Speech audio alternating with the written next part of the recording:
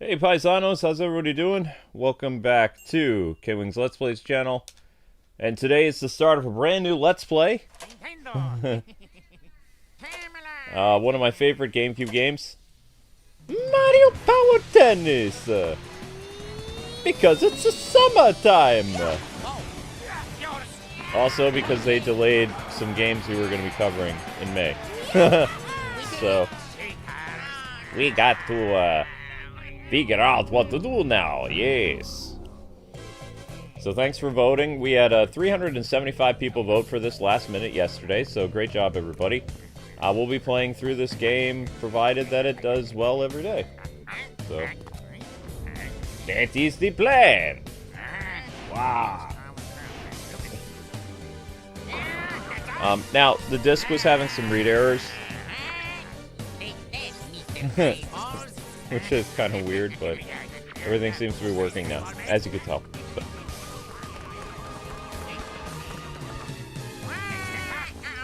I miss Camelot. Camelot was an amazing Nintendo developer.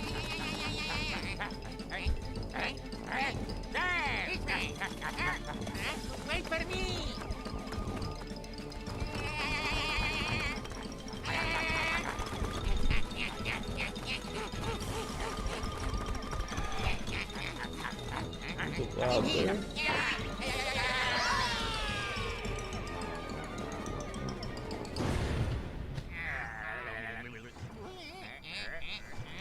What's this dump, huh? Bowser is abducted. Body.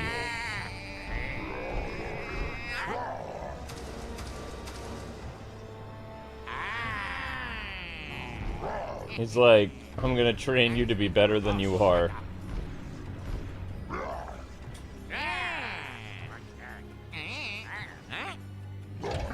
Insert Rocky montage.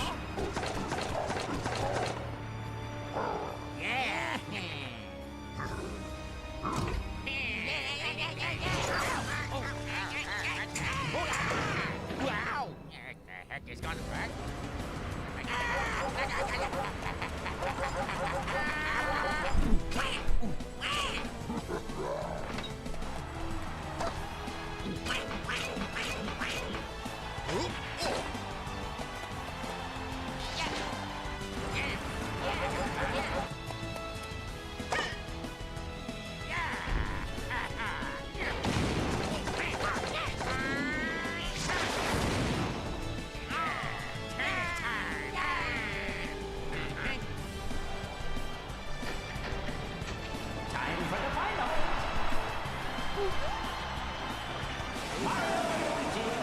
Versus Yoshi and Donkey Kong.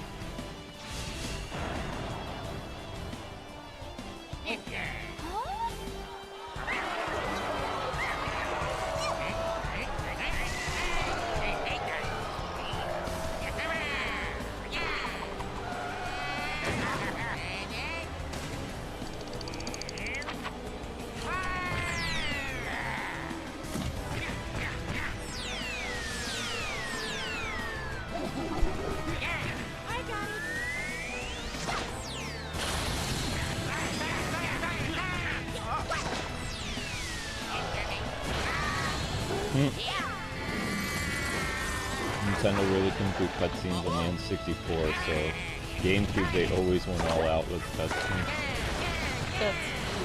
It is, yeah. Yeah, oh, I remember this cutscene. I thought, wait, did we cover this for the first? No, I did. You remember me doing a write-up for this?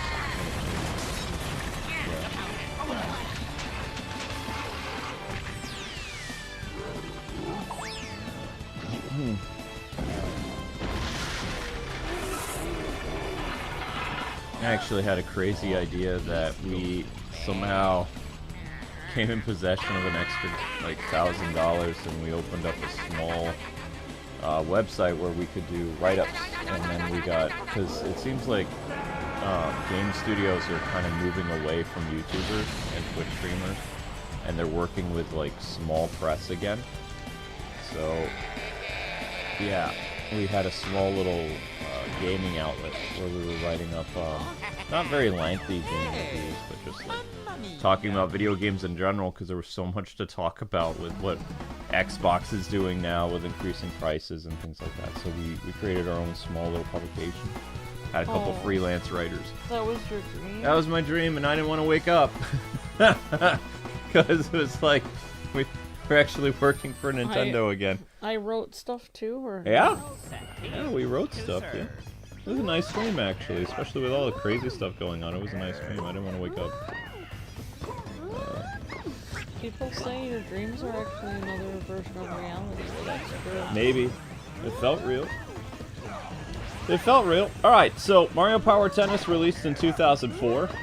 So this was, in terms of the Kwings timeline, 2004 was the year Amber and I were in our, I guess, second year of dating, kind of, sort of. And we got engaged in 2004. May of 2004 we got engaged, I believe. So, this was over 20 years ago, this game. I vaguely played it with Amber a little bit, but this was during my first year as a game journalist working for Nintendo. I guess you would call them, like, they weren't Nintendo affiliates, but they were like fan sites that Nintendo of America recognized. So they had all kinds of fun little perks because they were super fans. Okay. Yeah. They were nice people. Like, I didn't mind working with them. I thought they were kind of nice. What made this game so unique over the original Mario, like, tennis game on N64 is they introduced power moves. Now, the power moves in this game, they're so broken. So, someone will, you know, have the ball, like, almost, like, go out or whatever, and on the other side of the court, you can use a power move to keep the volley going. So it looks like you're going to lose. You can activate a power move and bam! You know? You can literally have this game go on forever. Like, the volleys are insane in this. Like, if you really want to get good at the Mario Tennis franchise, this is the game where you want to start. Mario Power Tennis. Yeah, you like this game. I love this game. Yep.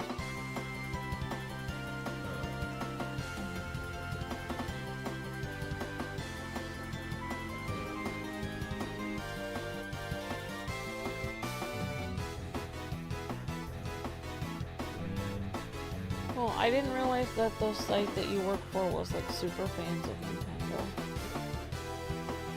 Yep. Kind of reminds me of that like Zelda website that somebody runs. We actually almost, I was approached by Zelda Universe years ago when, you know, because I was still technically around until 2014, like writing for places and like posting videos and, you know, whatever, writing Steve Masters, like SteveMasters.game.com video, or what do they call it, radio reviews, which were like 60 seconds, so I'd write the scripts for some of those, like for his like game reviews, because he didn't have time to play the game, really. So, you know, he would be like, this is what, hey, got gamers, this is what we think of blah, blah, blah. And, you know, so I did some of the write-ups for that. But anyway, I was approached by Zelda Universe when they were first starting out, and they said, hey, we have an opening if you want to do something. We can't pay you a lot right now, but, you know, we're fellow Game Station people or whatever. And I turned it down because I didn't have time, but I got the first owner of Zelda Universe. He and I became friends. So, like, you know, because we both had a background in game journalism. I remember you talking with him before. Yeah, we used to talk on Skype a lot. He was over in, I think he was in Australia. I thought he sold his website to somebody. He sold Zelda Universe to another webmaster, and he actually got into, if I remember correctly, local politics in his, he became a senator in his region or something? I don't remember. Yeah, like he could be a... I don't... He could be like a Yeah, it A could representative or be something. Yeah. From a city to the. Is there a senate in each state? I don't know. If there's I like a don't Congress of each I don't know state. how Australia works, but Oh, okay. Australia. yeah, he essentially Oh. retired from the online thing. Every once in a while, he'd pop online. He had a YouTube channel. He's a really cool guy. I really liked him. He's very nice. And those seem pretty nice.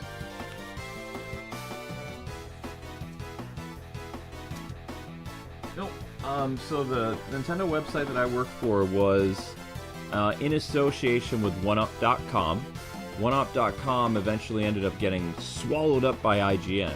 Like before, they were on their own separate entity that focused on, as the name suggests, OneUp.com suggested they were just Nintendo.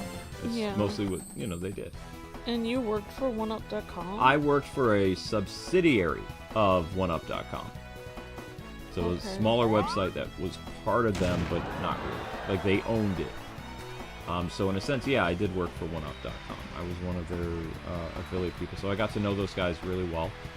And it was because of that relationship with OneUp.com that I was able to get my foot in the door with IGN. And because I was working with Screw Attack at the time, when Destin went to IGN, he was my in to IGN too. So it was because of Screw Attack and OneUp.com that I almost ended up working for IGN.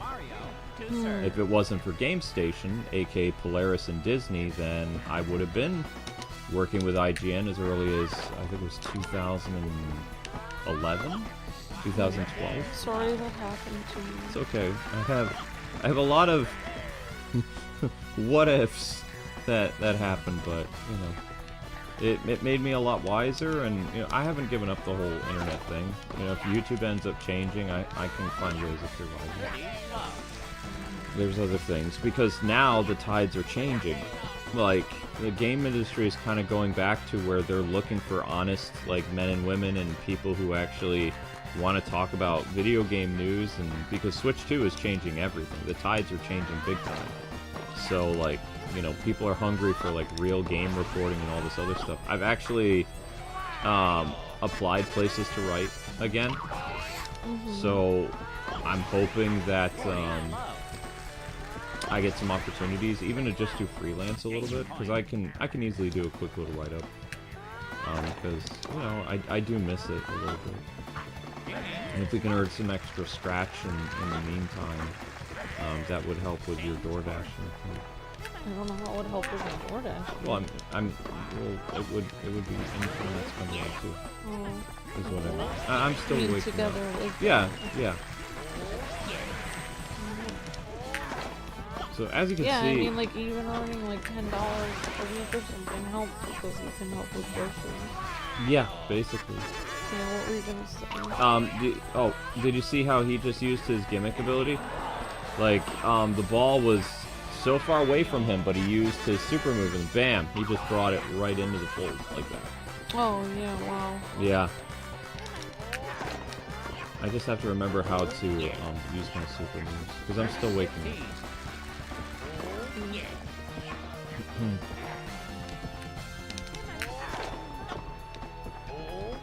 No, actually, I'm still winning.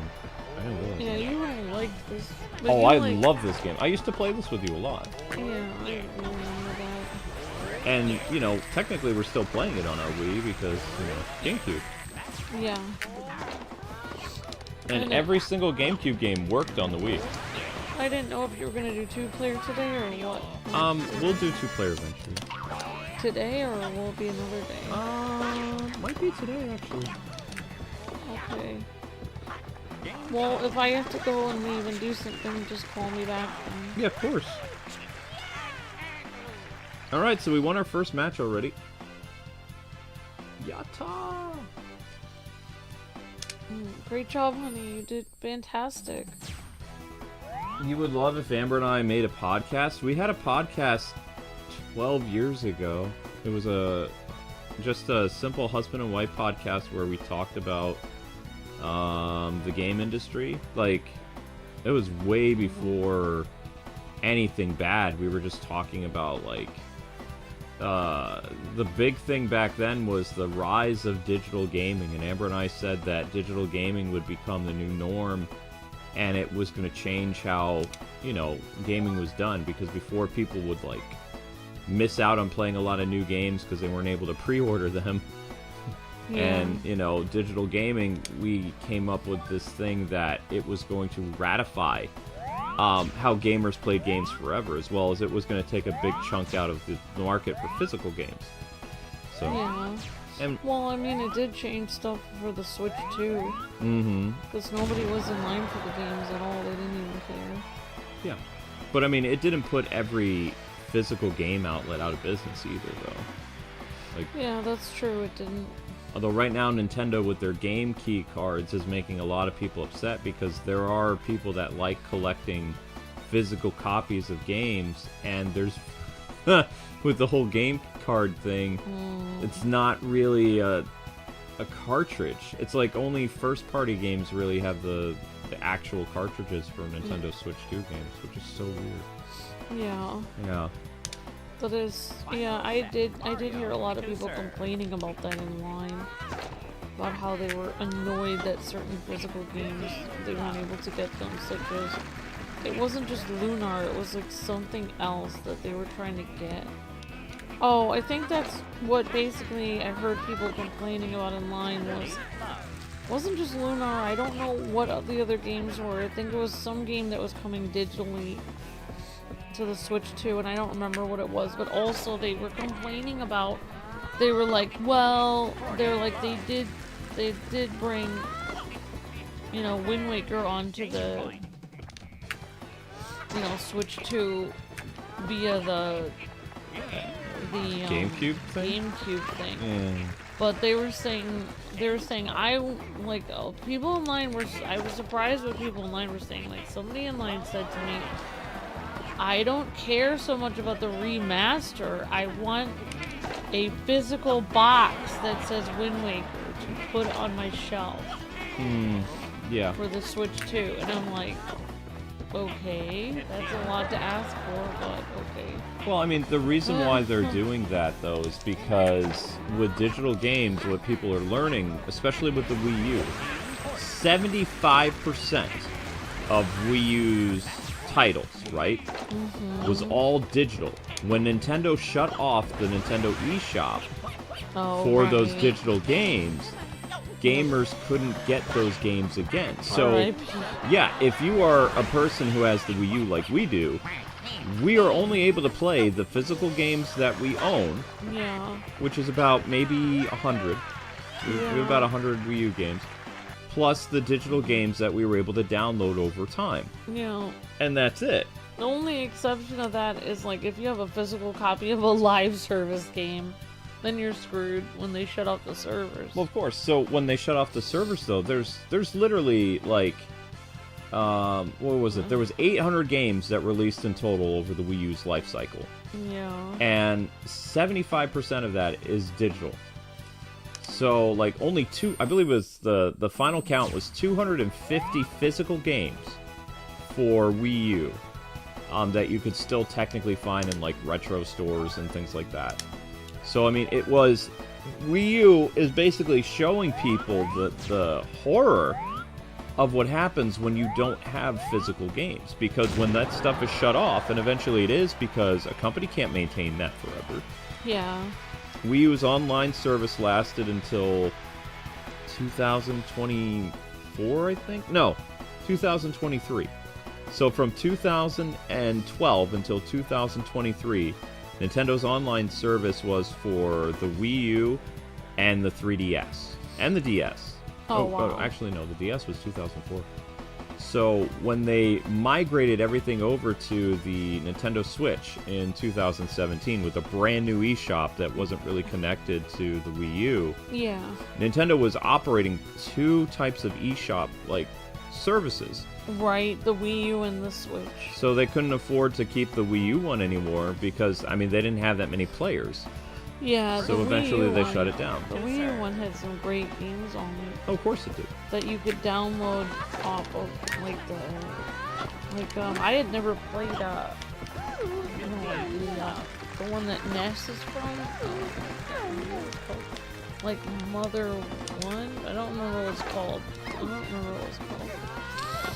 Ness and Lucas are from that game. I don't remember the franchise, but I tried it out a little bit. I got it for like $5 or something on a online, like retro online thing or something like that. I don't remember. Also, the eShop, like the best thing about the Wii U was amazing with the Virtual Console. So Iwata, as you know, when the Wii came out, he got a lot of great stuff, like classic retro games, to be emulated on the Wii. Everything from not just Nintendo stuff, but they had TurboGrafx 16, Neo Geo, 4 white buttons and 2 joysticks. Had Sega Genesis, Sega Mega Drive. It had, let's see, NES, Super Nintendo. It had, I don't remember if it had Game Boy. It might have. It had N64, it had Game Boy Advance, and it had Nintendo DS games. Oh, wow. Yeah. And when we had Nintendo Switch, if you've noticed, the DS games never came to the Nintendo Switch Online service. Oh, yeah. Yeah, I did. I feel like the Wii U had one of the largest collections of retro games on their like online store or online service ever. Does anybody remember if Gamecube was on the Wii U as a digital thing?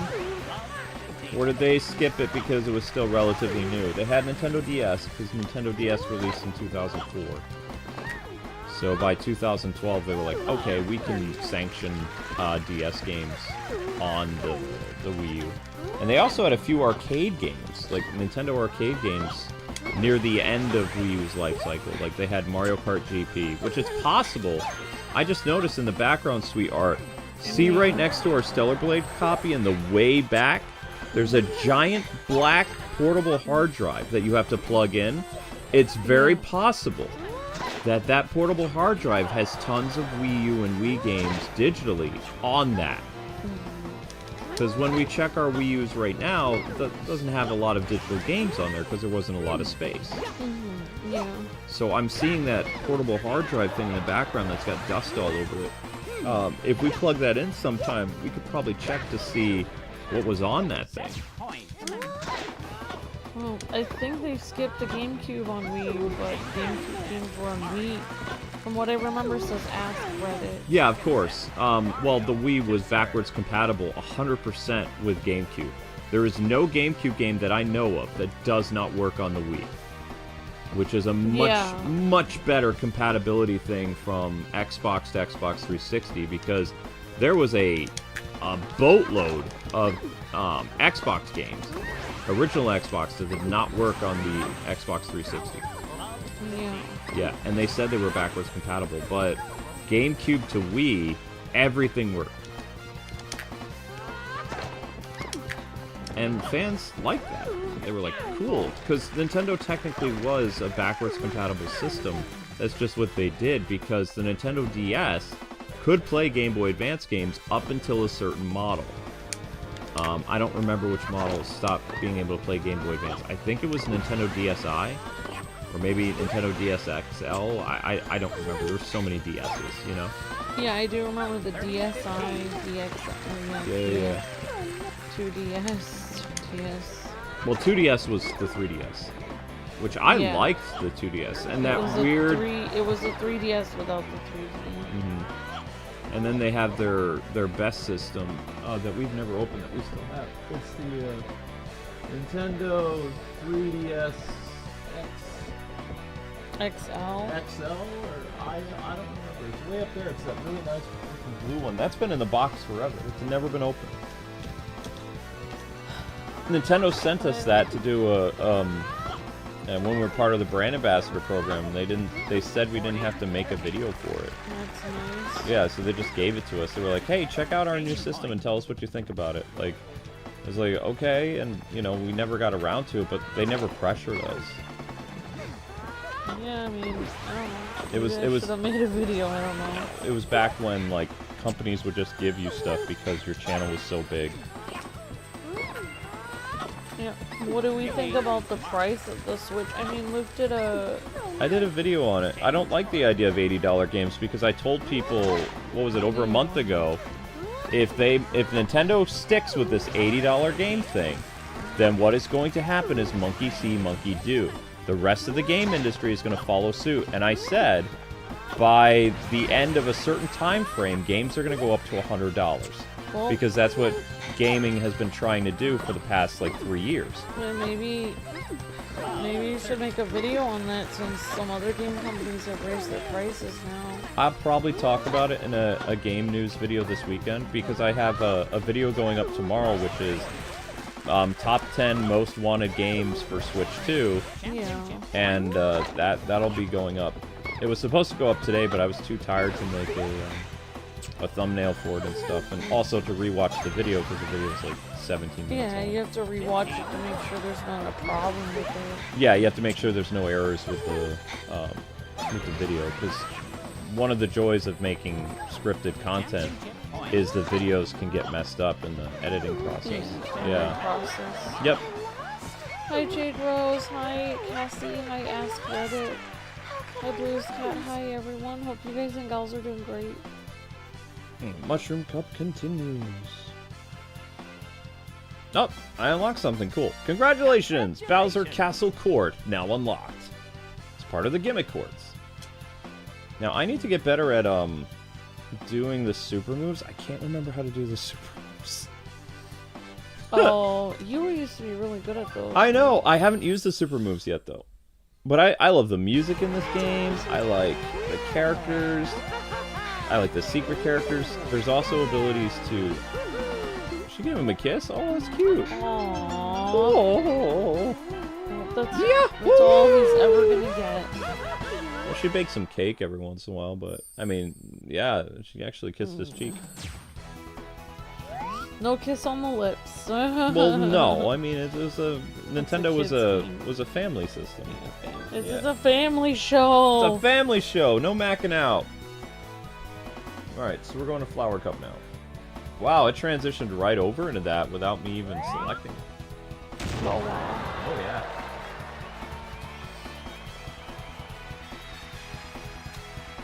Flower Cup. Yahoo!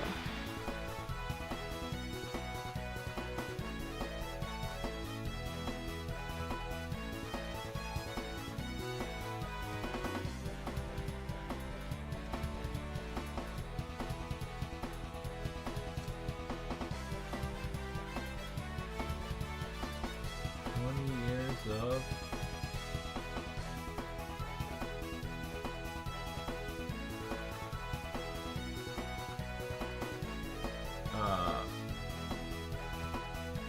oh, I know, here we go. That's trying to come up with a title. I came up with 20 years of super powered fun. Yeah.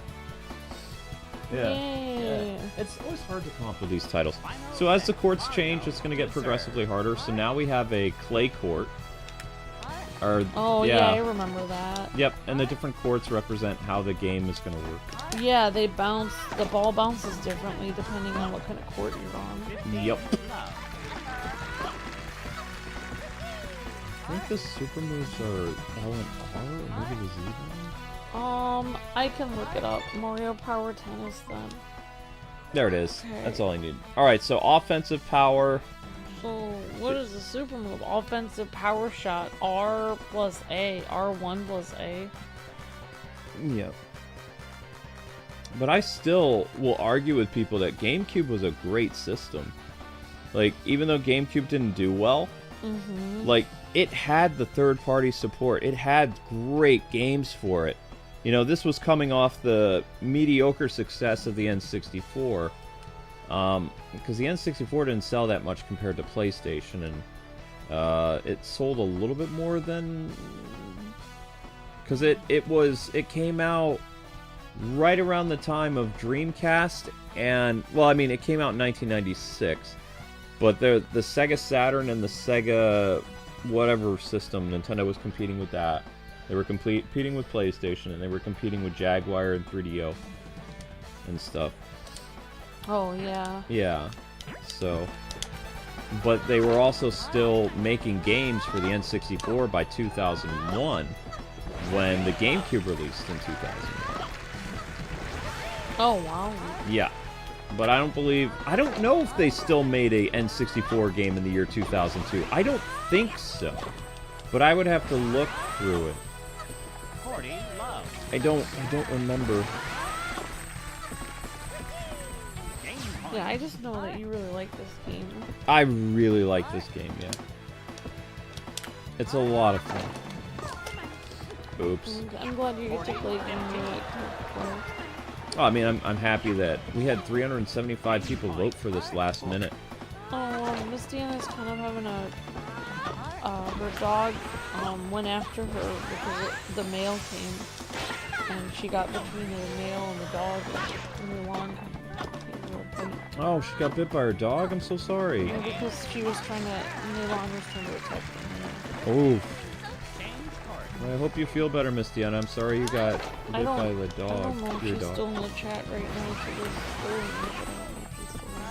I mean, I don't know if it gives her any comfort, but I took down the Christmas tree, and Link ran over to me, and I thought he was going to jump up next to me, and he sliced my hand. Oof. Because I took down the Christmas tree. Sorry. And I have this gash on the side of my hand, like right by a very active vein on my hand that he opened up, and it still hurts. Yeah, it's one of those things where it's like, you know, your pet didn't mean to do it, but well, in that case, in Link's case, I don't know. He did mean, I don't know, Link's case, but with the puppy, with little Mulan, yeah, the little puppy was after the mailman, and Miss Deanna just happened to get in the way of the puppy and his target. Yeah, I think it was the actual mail that the dog was like. I don't know why Link attacked him. I'll never know. Oh no! Oops. Wait, match point for who? Am I losing? Oh, I won. Okay. Good job. Yahoo! Ha ha! Yeah, what court is your favorite court to play on? Like clay or I feel like grass makes it not bounce as high. I don't remember. It's like I think the clay one it bounces higher. As we get into this, I will try to remember. I don't know. That makes sense.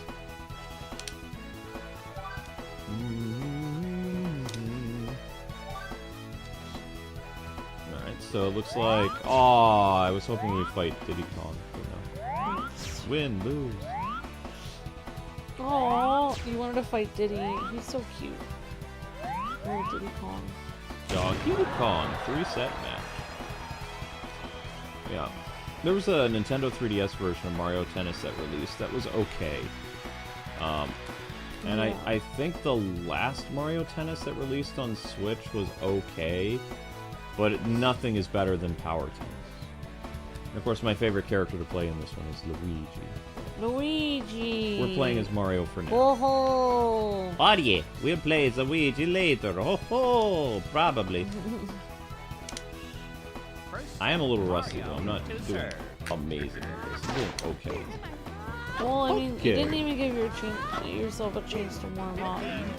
No, well, I don't think there was a tutorial for this. Yeah. The tutorial is just pause the game and look at the controller. This is old school. Yeah, that's the tutorial. There you go. That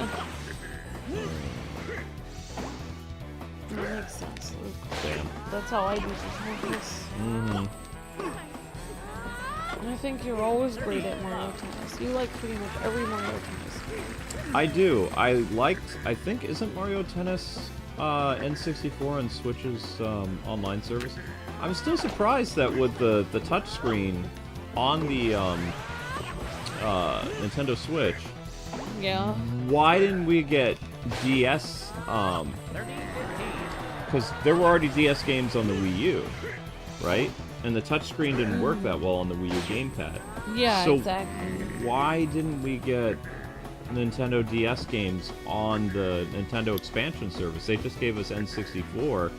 And we still, if you somehow managed to get the Wii U eShop working again, there was more N64 titles that they released on the Wii U than they have the entire time that N64 has been available on the Nintendo Switch online service. Oh, wow. Yeah, there were more N64 games to download on the Wii U's eShop virtual console thing than the entire life cycle of the N64 and the expansion pass section. Well, it's pretty amazing. Right, so what's up with that? I don't know. Exactly. It is weird.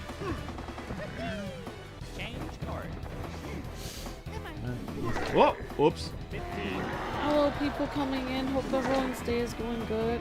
Rare Donkey Kong caught me sleeping. And Game Wing is tomorrow. Game Wings Ultimate is tomorrow. That is correct. Take this, Donkey Kong. Oh, he did take that. Oh. Oh no. He's like, I will, thank you. Smoked! Thank you very much.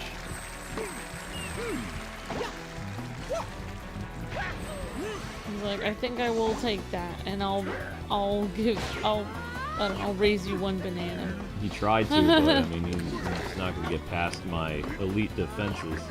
Remember, the key to playing tennis games is you want to hit the ball away from it. There's no reason for you to be doing long, dragged-out volleys if you don't have to. Yeah, right. The object is to get it away from them. But in power tennis, your opponent has the ability to continually mess with you. Yeah. By grabbing the ball from insane distances and still keep it in play. Yeah.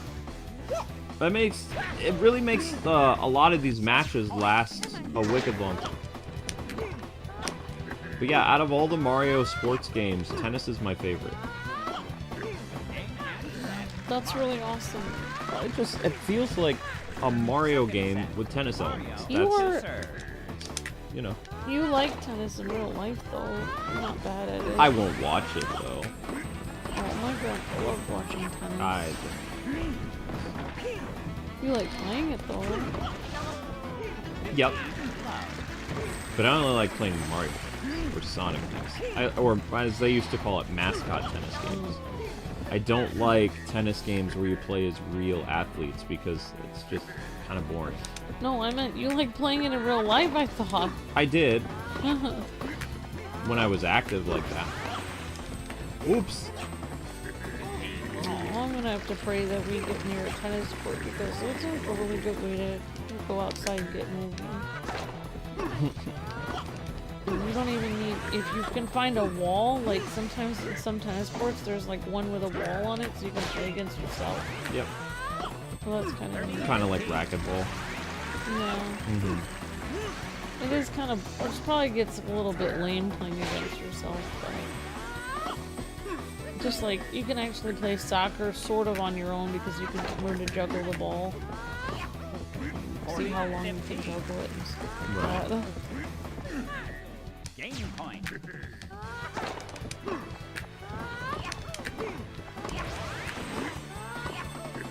Yeah, you do like, you prefer Mario Tennis though. Yeah, but what we were saying about Xbox, the problem with this is, like, this could be because of tariffs, or it could be because of people's greediness, because with them charging, it was like $69 and $59.99 for games, like over at Xbox. Yeah. A lot of people were looking at Xbox like, oh, okay, they're kind of like the affordable outlet, and Xbox like, wait a minute here. We don't want to be affordable. We don't want to be affordable. We're Xbox. That's Nintendo's supposed to be affordable. So Nintendo raised the price of games by $10. We're gonna honor that. We're gonna do the same thing. Not only that, but we're gonna charge you $100 more for buying the Xbox Series X and the S. Yeah, so now it's more money. It's $100 more. Yep. So now the Nintendo Switch 2, what they've done is they've made the brand new system that's coming out next month more affordable than a system that's already been in the market for almost 5 years. It's like, what? Oh, wow. I don't know what the game industry is doing. I thought I was delirious this morning. I was reading the press release that I have on my phone. Yeah. Because we still have our press credentials, so we get, like, you know, these websites, the Associated Press people send us, like, all this news.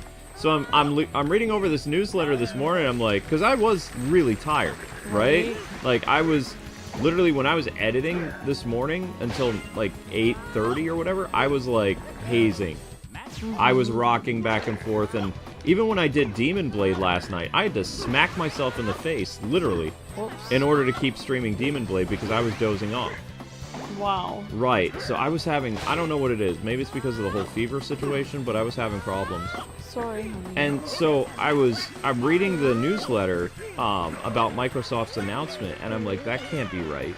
And then I went to Twitter, and I saw it was all over Twitter, and I was like, oh my gosh. So I was like, that's crazy. Yeah, that is pretty crazy. Well, I mean, I could understand, like, increasing the price of games because monkey see, monkey do. Nintendo's doing it. Nintendo can get away with it. Of course, the rest of the game industry is going to follow suit. But the fact that they're raising the prices on their controllers and the system that they've had out for a long time, like almost 5 years is how old Xbox Series S, Series X is. Good thing, like, we got it when we did. Right, and the PlayStation's going to go up in price too. Like, but what I've been telling people for years is PlayStation and Xbox, because of how they've been selling their system at a loss. Right. And their games they're selling at cost. The game industry is going to need to find a way to sell at profit again. Right. Yeah, And- they probably don't want to sell it at Right. loss. So when they were talking about selling games for $100, that would be they would be selling games for profit again.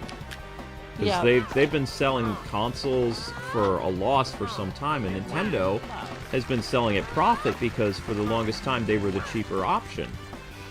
Yeah. And the crazy thing is, by the time the dust settles between these companies raising the cost of games in their system, Nintendo, by default, because of like the tariffs and the economy and the way that the market is right now, yeah. with inflation and things like that, Nintendo is still going to end up being the quote-unquote affordable option because the other guys who've been around, They raised it even they're going to more. raise the prices $100. Basically, what happened was Nintendo raised it a tiny bit, and then these other companies were like, "Oh, if you're gonna do that, then I am also going to raise it now." Well, because they figured A why lot. not? Like I said, they've been selling their console at a loss because the parts that are involved in the PS5 and the Xbox Series S, Series X are very expensive to make. Like the system itself, to throw it together, I believe the Xbox, Microsoft said, with all the parts and everything, by the time you come down to it, the system itself costs about like $515 to manufacture. Like to put everything together, all the parts, the board, all the bells and whistles. Or not the Xbox, the PS5, the OG PS5 cost about I think they said $75 or $600 for Sony to put that together, and the PS5 Pro is even more than that. So when they sell it for what they're selling it for, they're actually making not really profit on it because they're almost selling it almost at cost. But for the most part, they're selling at a loss, which means they're selling under. Yeah, probably after the shipping and everything, they're losing money. Right. So they're selling it under what it costs to make it. But they make the money back from the deals they get for exclusives. Not really. Xbox is making bank because of their Xbox Game Pass, which makes it so a decent amount of new releases for Xbox are available day one for Xbox Game Pass people. Like Expedition 33 and the really like renowned remaster of Elder Scrolls Oblivion, that game from 2006. That's been completely blown Nintendo out of the water when it comes to remasters, because Nintendo's charging $80 for remasters almost. And Xbox was like, hey, we're going to give you guys Oblivion from 2006, and we're going to make it brand spanking new. It's better, it's bigger, it's more ambitious, it has better graphics, it's got better sound quality, better like environments, better everything. And we're going to charge you just $50 for it. $49.99 MSRP. Oh, wow. Right. And what people are realizing now is because Xbox did that, like that game, which is actually really good, is kind of marking the end of 20 years of video games costing $50. Oh, wow. Yeah, it basically says adios to the Gamecube and PS2 era where games MSRP market price was $49.99. Oh yeah, now Yep. it's gonna be much more. Now it's going to be, and the industry has occasionally raised the cost of games by $10 every once in a while. So with GameCube and PS2, the games were $49.99, and some of them were $59. But for the most part, they were $49. And then Nintendo GameCube had GameCube had their Player's Choice section, and their Player's Choice was $39.99 or $29.99 for select really like top-selling GameCube games. And you would know it's a bestseller because it would have yellow on the box. It would say Player's Choice or Player's First at the very top of the box before it, whatever. And on the side, there would be like a little marquee that would show you that you bought this basically, It's not the original box. Oh, yeah. It's the Player's Choice one. And the Player's Choice boxes are actually worth less than if you have... in terms of collector value, if you have a Player's Choice game over a original release version of Zelda Wind Waker or whatever, and then you've got the cheaper option, in terms of market value, the Player's Choice, even though it's rarer, mind you, yeah, right. it's worth less in the collection market. That's odd. Yeah. Congratulations.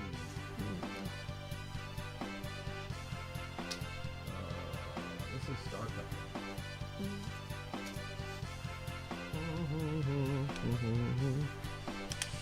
Just moving right along. Moving right along. Well, we've done 2 cups so far. Great job, honey. Peach is gonna kiss us. Probably. Yep. You get a kiss. Not only you get the trophy, but you get the Get a kiss. kiss. Peach is like, oh my, when Mario jumps in the air after being kissed. Mario's really happy about that. Yeah. Alright, we're gonna bring in Luigi. I mean, I bet Mario's more excited about being kissed than the actual trophy. He's probably like, I don't care about this trophy, I just want to kiss from Peach. Right.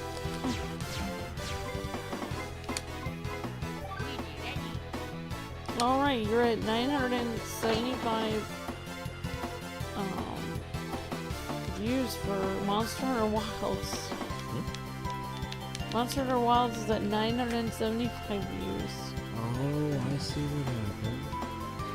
You have to go through the entire... Oh, yeah, so we'll be playing this for a couple days. If I have to play through all the characters in order to unlock stuff. So we started as Mario. I should have started as Luigi, but it doesn't matter. It's just a thumbnail. Maybe I'll do some gimmick stuff with Luigi later.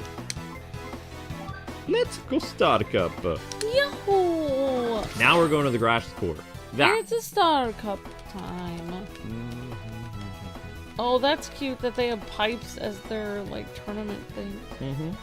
That's really cute. Peach Dome instead of the Super Bowl Dome or something. Yep, so we have the Peach. grass court now, so I believe the ball's going to be faster. Peach owns everything. Well, yeah, Peach is, like, super wealthy. Mario to I serve. mean, she's a princess, that makes sense. But yeah, in terms of Mario lore, she finances everything in the Mushroom Kingdom. Like, all the Mario, like, sports games, Peach is the one with the mega bucks. She's the Lex Luthor of this, for the Bruce Wayne. Yeah, basically. Yeah. She 100% is. She's like, you don't understand, I'm buying this hotel. Yep. I'm making new rules about where the toads can play in the garden. Yeah! Oh. I got you, monkey. I got you! Well, guys, we're slipping on the hourly views. If you could watch the shorts, it'll really help out a lot. Thank you very much. Yeah, thanks everyone for watching Monster Hunter Wilds. Who knows? Maybe we'll get another episode of that. I think there's Wait, Monster Hunter Wilds episode 10 is almost at 1,000? It's at 975. Oh, okay, so it went up 15 views in the past 2 weeks. Well, I don't know what to say. It was at 800 when you left it. No, it wasn't at 800 when I finished. It was at 680. Oh, wow. Right, it's taken all this time to... Thank you for the super chat. I appreciate that, guys. Thank you so much for the super chat. Just 22. If Luigi wins, does Daisy kiss him? We're going to try playing as Luigi today. That's a good question. We're going to be playing as all the characters because you have to understand, guys and gals, we have to milk this game because some of the games that we were going to look at in the second week of May have been delayed until the fall of 2025. And one of the big hack and slash action adventure games we were going to cover on May 29th has been delayed until August. So we're only going to be looking at 3 brand new games in May. So what we're going to have to do is bring back stuff like Wuthering Waves on the weekend every once in a while. We're going to have you guys vote for different GameCube games. So we'll be doing GameCube showcases of like Mario and all kinds of obscure games. You'll see more GameCube games pop up on Mystery Select streams, or Mystery streams, not Mystery Select, but the Mystery streams. And the GameCube, as I said, is a great system. Like, I have a lot of fond memories of the GameCube. The GameCube for me was the working man system because I was working several jobs when the GameCube came out. So I was able to buy a lot of GameCube games because I had 3 jobs. And I played a lot of games, and also the GameCube for me was my way into the game industry with writing because I did a ton of write-ups for GameCube games. You know, it was my first year as a game journalist where I was actually doing, I think I did 26 write-ups in 2004. I was hired to work for that publication in the winter of 2004, so I think it was around February or like, yeah, I think it was February 2004. And I did all GameCube games and a few Game Boy Advance. And then the next publication, because I would end up, like, they didn't have, like, really a moonlighting requirement, which some companies don't like it if you work for multiple companies. They call it a conflict of interest. But in the game industry, because it was such a new thing with the online infrastructure, they didn't care if, like, so-and-so was an employee of both IGN and GameSpot or OneUp.com or what. You had, like, the same press people were basically, you know, stretching themselves all over the place because of how little it paid as a game journalist, like in the early days. So, I mean, I might be working with an IGN person over at OneUp.com or over at Got Game or wherever because, you know, they're just trying to make some extra money because they can't be full-time with benefits or whatever. So it was very common. So, we were hopping all over the place, and then I think it was like around 2012-ish, the game industry didn't like the idea of like writers working for multiple publications. There's still a couple freelance writers today that do that, but you have to have like a really good reputation of being a very credible writer to pull something like that off. And unfortunately, nowadays, like, the activists who are game journalists, they're on multiple publications, and they're all writing their same bad stuff, but those companies, unfortunately, are owned by bad people now. They're not owned by... a lot of, like, game publications were owned by gamers and people that really cared about that kind of stuff. And it's going back toward that, which is why I put my resume back out there. For about 11 years, the game industry was becoming a very volatile place, like in the game journalism section. Thank you for the super chat. Thank you, Jotaro. Is he asking about his ultimate? I don't know. I'm not on there. I'm not on the video. Okay. Xbox loses a lot of money on Game Pass licensing costs, payments based on number of downloads, and when they drop games out there, it ends up game sales. Here we go. Xbox loses a lot of money on Game Pass licensing costs, payments based on number of downloads, and when they drop games on there, it eats up game sales.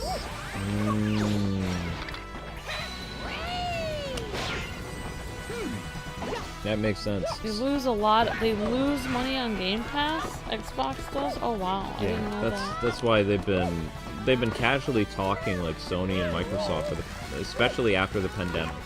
So around 2023, there were rumors in the game industry that prices were going to eventually hit around $100 a game from like PS5 and Xbox, and they were trying to reason it with inflation and other things. But, you know, they didn't want the panic to spread, so they kept it, like, in-house, so to speak. Like, only employees were really talking about it, and it got leaked. I think in 2024, there were people talking about it online and stuff like that, that these companies were trying to raise the price. Yeah. And now that they've succeeded to raise it to $80, I think their end goal still is $100. Yeah, probably. I mean, if it costs them, I mean, they're probably losing a lot of money. Well, of course. Yeah. And Nintendo won't be selling their system for profit anymore, so they're going to be selling the system at cost. So they actually went down a step too, if you think about it. Because they were at the high cost of selling at profit, and now they just moved down one step to selling at cost. Yeah, that makes sense. And then they're making a little bit of profit when it comes to selling the games at $79.99, when the actual MSRP standard was raised by Sony to, I believe it was $69.99, so it was $70. And that was 3 years ago. Yes, save your progress. Like, does somebody keep an eye on what the standard is for games, and then you have to like ask permission to change it, or are you just gonna charge whatever you want? I don't. And then the standard is like the average of what people are charging. Well, in Japan, we've talked about this before, honey. Like, in Japan, there is no set like market for games. Like, their variable pricing system in Japan, and that's everything from sexy figurines to manga to Blu-ray, games, accessories, whatever. They have a variable pricing system. And based on the type of content that they deem as like high value, they charge more. Whereas in America, we have what's known as a pricing system, which is the MSRP. I forget what it stands for. Marketing something. I have no idea. I can't remember. I used to know it. But the MSRP like had a regulations through the United States. I think it's through the Federal Trade Commission, but I don't remember. And it's a pricing system. So with video games and movies and stuff like that, they sell at a certain price. Like it's consecutive. A brand new movie will cost $20 for a DVD. Yeah, and it's if you buy it on Blu-ray, it'll be $30. Like a lot of movies are like the same price. Yeah, unless you go Blu-ray. If you go Blu-ray, then a brand new movie will be about $29.99. If you go DVD, you're going to, of course, get that cheaper, but you're also going to have a cheaper resolution. So instead of like high definition, whatever, you're going to have what's known as standard definition on DVD. And now DVDs are actually much cheaper. A brand new movie will release on DVD in the store, and it'll be about $10. Whereas 20 years ago, a brand new DVD would release in the store around the same time as Blu-ray, because Blu-ray started to hit by as early as 2006. There were two types of new technology, and I can't remember what the other one was. Blu-ray 1, Sony Blu-ray 1, and there was another type of video technology that released the same time as Blu-ray. Oh, yeah. And Nintendo backed that. Oh, and wow. so did Microsoft, and they lost to Sony's Blu-ray. Oh, Blu-ray was better. But I don't remember what the name of the other video quality was. It wasn't DVD. That was the industry standard, was DVD. But there was two competing technologies that came out in 2006 with Blu-ray. But I can't remember. I want to say it was UMD. I don't remember. Yeah, that sounds familiar. Something like Something like... Wasn't it it failed and it was expensive to make, but it doesn't matter. So, that newer technology they pushed, and eventually they succeeded with it. And then they were like, okay, since Blu-ray costs this much, this is how much it's going to cost for the MSRP. This is what we've decided. We've sat down with U.S. government, blah, blah, blah. We're going to sell it for this. And Reggie also, apparently, he had a background with the MSRP. And that's why he wanted to make sure Nintendo games were at a certain price. When he started working with them, right around the time the GameCube came out is when Reggie was actually working with Nintendo. I believe he came in the year 2000, and he was actually a part of the Nintendo 64 marketing team, and he was also doing stuff with the upcoming Game Boy Advance. So you think he was trying to keep it down because, like, he was afraid it was going to raise the price for everyone? No, because PlayStation was selling their games for $49.99. Like, he wanted... Xbox and Nintendo followed what the industry standard was in America. But over in Japan, which we didn't know about because the world was such a small place, it's a much bigger connected place, so we know what literally everybody and their neighbor is doing. You know? Everybody is so connected and invested in what's happening in other countries throughout, like, the 2010s or, you know, 2010s. And in the 2000s, people weren't as connected. Yeah. So we didn't know what Japan was doing with all kinds of new releases. You only had a few publications that really focused on actually talking about imported games. Because there really wasn't a market for it. Like, it was too expensive to import a game from Japan. Like, if you, let's say you had a Japanese GameCube, right? Or a Japanese N64. In order for you to bring a game over from Japan, it would cost you $115. Oh, wow. Which was way higher than paying $49.99 a game, right? Yeah. Yeah. Oops. Yeah, definitely. That's a lot more. Right. So that's to bring it over from Japan. Yeah. And that's because in Japan, again, they have a variable pricing system. Oh, I see. Okay, so it would depend on the game. Oops. Uh-oh, set point. That's not good. Come on, Mario, get your head in the game, man. I'm in trouble! Ah! I didn't have enough power to do that. Thanks. Mario's like, oh no! Oops. He won the first set. That's a problem. Poor Mario. Ah! I'm in big trouble. So Boo is a tricky character. Ah, no! The problem is I'm not getting my... You have to have your power activated in order to, you know, summon your super moves. You can't just, like, summon your super moves out of nowhere. You have to first be given the ability to do so. You're playing on, like, dry, like, very short grass, I guess. Yeah, this is Star Cup, so this is gonna get nuts. Remember, the scaling, this game is over 20 years old, so the scaling of difficulty is gonna rise significantly. So we've basically jumped a bunch. HD DVDs is how good. Yeah, that's it. Thank you. HD DVD. So you had high definition DVD, and then you had Blu-ray. Blu-ray 1. Oh, thank you very much for the super chats, Jotaro, and also Daffy. Oh. Thank you for the super chat, Daffy. It says, hey Luke, did your Wario and Waluigi Bowser impression in that open cutscenes of Mario Power Tennis? I did. Yeah, I did. Well, I mean, I was waking up, so my Wario wasn't very good yet. Whoa! Uh-oh. Oh no! But thank you, Daffy. You're amazing. It takes time for my voice to open. Because, you know, Waluigi is it's a baritone voice, so it's very, very deep in your, I don't know, your diaphragm, I think? Yeah. Mario is up inside of your nose. Uh-oh. I lost! Apparently I won one game already. Hi, Saban. Hi, Shadow Trooper. Thank you for the super chats, everyone today. Jotaro and Just22, and also Daffy.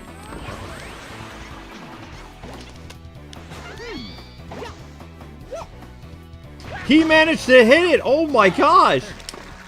Ah! That's bad. We're going to lose. We're going to lose. So bad. This is what I was talking about, guys, about that difficulty scale. I'm in big trouble. Ah! I'm gonna lose. Did you just say set point? I think you just said game match. I'm screwed. Get deuced, you idiot! Not only is he gonna break your point, but he's gonna murder you! Oh, thank God. I was like, oh no! Alright guys, we need you to click that short. I'm in danger! Yeah. Ah! Advantage. Ghosty. Yeah, thank you guys for watching the shorts. It's helping a lot. Thank you very much. The thing is, Amber and I kind of, with our live streams though, it's kind of like a gaming podcast. It's just like, instead of us sitting at a desk or whatever, there's gameplay happening. Which is how a lot of gamers used to do the news on YouTube. There's a lot of gaming news before people were essentially, and I do feel that grifters, when they take screenshots of publications writing, and they're literally reading it word for word and discussing it, that to me feels like plagiarism. Like, I wouldn't feel, you know, cool with somebody monetizing my article that I spent, you know, hours writing, and they're making more money than me, reading off my work, and, you know, all this other stuff, and also, like, making me look like a loser, too, because their opinion is different than mine. Whereas before, a majority of YouTubers, when it came to gaming news, you would be playing indie games, or you would be playing games without the music on, and you'd be talking about the issue or about the game news. Yeah. Yeah. Instead of having someone's article there to, like, almost like shame them or send hate over their article. Well, of course, too, because, yeah, you are also, like, you're funneling hate toward that person, too. I have to agree. I mean, I think it takes a long time to... It takes 2 seconds to boot up your computer and start live streaming a video where you're just talking over someone's article. Yeah, I don't like that. And I mean, that's where I got into trouble with that one YouTuber that said I hated them because I mentioned that I thought it took 2 seconds to talk over a trailer. And that's that person that literally came after us and harassed us for years. Yeah, I know. Because they said that I said something hateful to them, and all I said was it would take 2 seconds to talk over a trailer. I literally didn't say anything mean to them at all. I just said that I just was so, like, when you said that, I was actually afraid. Like, oh geez, here we go. And I don't... You know, it's just strange that I had so many people unsubscribe and hate me over me just making a statement that... It's funny because that person, I didn't even know them. I'd never even seen their channel, and they said I was directing it at them. Right, because they weren't even averaging that many views per video yet either. I didn't even know who they were, and then they said I was attacking them. How would I attack them if I didn't even heard them before? Right. Yeah. But the reason why, if you're wondering why most gamers, when they did gaming news, they did indie games over, like, AAA, is because AAA would claim copyright. So, for them to do a quick news video, it was much easier for them to pop in an indie game, turn off the music, and do their, like, 10-minute video. Because, you know, whitelisting was only available to certain people. Like, you had to have a very smart network to do that kind of stuff. Yeah. Oh no. Oh my gosh, we're on the tiebreaker? Oh, this is really going all out. I'm gonna lose overall. The ghost has me beat, actually. This is kind of scary. No! No! Ugh. I can't beat Tricky Boo! I mean, they would probably argue that their charisma is, like, you know, what brings in people. But in reality, you know, in reality, it's really not just their charisma. It's that topic that somebody took on fully weeks to, you know, research and write an article. I still don't agree with it, because, like, as someone who was a writer, I would not appreciate it if somebody took my work and then they basically didn't even do it in their own words. They were literally reading off my article, and, you know, technically they're giving me my credit because they're on our website, but I'm not getting clicks for that on the website either, because that person is, you know, taking my traffic away. Yeah, it would be interesting if a website had to share monetization with a YouTuber if they did that. I don't know how that would work. That's a whole nother. It would be interesting to solve that problem. I think every person that has a written website should have a YouTube channel, even if it has 0 videos on it. Then they can easily claim videos that use their articles and show their articles on the screen. They can claim them. Ah! I'm gonna lose. Yep, I'm gonna lose. Sorry, gang. We're gonna have to fight the ghost again. This game don't mess around. Like, it... No! I lost. Yeah, I mean, it would be cool if we did, like, a written website, but then, I mean, it's interesting that, like, when you actually type in Kwingsletsplays in YouTube, like our videos come up, I mean, in Google, they come up fine. It's just in YouTube search engine they don't come up. Mm-hmm. Which is interesting.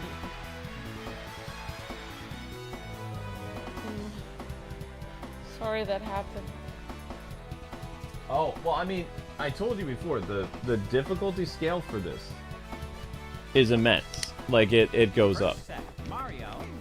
So, like, you know, learning the basics of how to play it on, like, Mushroom and Flower, you really have to learn how to get your super moves going, because, like I said, once they're able to summon their super move, they can keep volleys going indefinitely. And how I play tennis is I try to not have it last forever.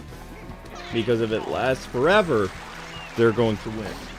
Luke, there's only one left. I'll just go over and Okay. It's not offending me. Oh. And that's the drawback to Mario Power Tennis. It's cool that they have the super moves, but at the same time, like, they can make impossible comebacks that the player can't really... What's the word I'm looking for? The player can't really do that. Ah! Things are getting rough. Rough. There was a way... I thought there was a way to lob. I have to do more tricky shots or I'm not going to get past it. That's a lob. He still managed to get to it. That's nuts! Wow. Alright. So lob is A and then B. Okay. Okay, sweet pea. Alright, so lob works against him. Alright, we've got a strategy now. We've got a strategy. Oops. You're fine. There we go.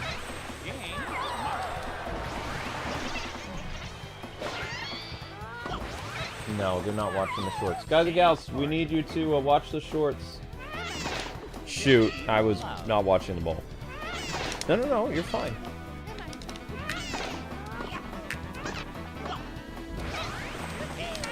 Yeah, mods in the chat, we need you to try to get people to watch the shorts. We did get above 120 likes? Alright, so when I serve the ball again, I will, when it's my turn to serve, I'll change the like rule.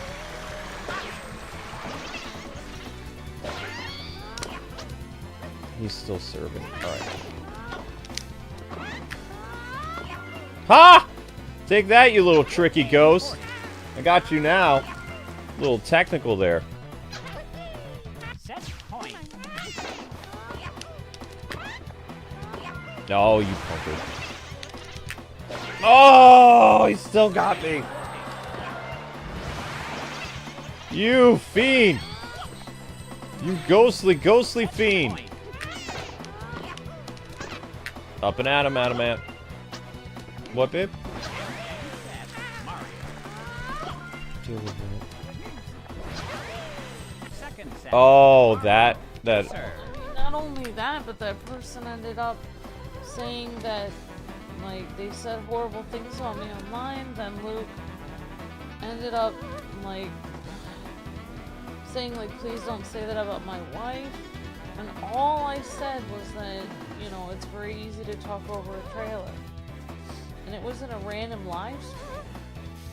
And they like, wrote all these paragraphs, like, you know, that was the entire reason they even got famous, was because of attacking me. That was the whole reason they got famous. Good. Like, they now work for WB as one of their main content people and everything. And they only had 10,000 subscribers when they started harassing me and saying horrible things about me. And then Luke said, like, please don't say that about my wife. And then because of that, like, WB basically didn't give Luke his job he was supposed to have. That he had worked years to get that position. They gave it to this punk kid who I didn't even know who he was. Like, he said that I said something against him when I had never even seen his channel. So I don't, all I said, like, even on the live stream, you can go back to it, I just said that... It wasn't a live stream, it was an update. No, it was a live stream. I remember it very distinctly because I wasn't on any updates. I don't speak on it. It was a live stream. Okay. We were sitting here late at night and people were asking questions and I just said that, you know, why would I randomly say something unscripted on an upload? I wouldn't. It was a live stream. 1000% a live stream. Okay. Because the next day, like, the guy came after me and acted crazy, and I just thought nothing of it because it was somebody that I never heard of. So we should have banned them right away, but instead, so Luke lost. Literally, he lost, and even one of the voice actors that we had for our Arkham videos, like, stopped talking to us and stopped working with us because of one comment that I made about how I said that, you know, talking over a trailer is not that hard. Like, it would be pretty easy to do. In fact, I even said in that live stream, I said maybe I should try doing it, it doesn't look that hard. And the person, like, you know, used that for the last 10 years to harass us and get rid of all of our job opportunities. I didn't even say anything against them. And they've continually said that, like, we had like 10,000 people unsubscribe because of me saying one thing. And I didn't say anything about that. I said it is easy to talk over trailers. That's why 10,000 people unsubscribe. So, I mean, it's crazy. Like, I definitely... It's crazy. It's weird that people to this day still think that we, like, harassed that person and I didn't even know who they were. Oh. Like, it's just insane. This dude's really helping me. No! Man, you give Boo an inch. Dang it. Yeah, sorry you have to deal with that, Jessica, to save up money for your sister's truck. Oh, this is really bringing back memories. Yeah, but he's all powered up now, so we can make this next section really difficult. Because he'll be able to... And why can't my rocket? No!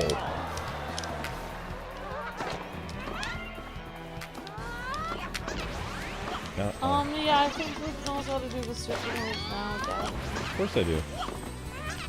But the super moves, your racket has to glow in order for the super moves to happen.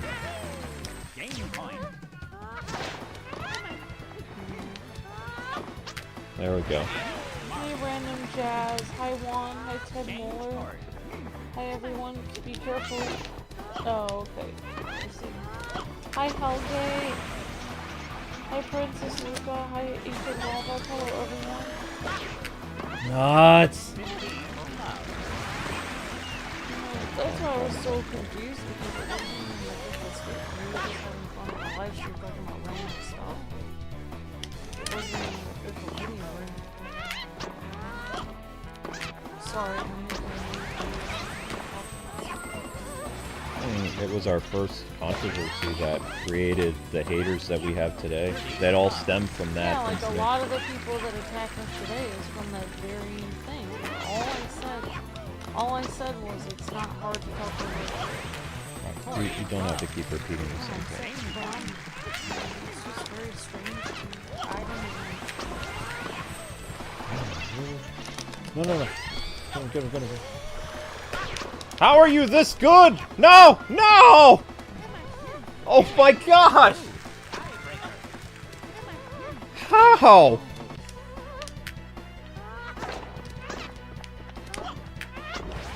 I think that I'm gonna have to do everything. I'm gonna have to do something, guys. I believe there's a way to make it so the cord is fixed behind you. I don't think I can do this where I'm playing him,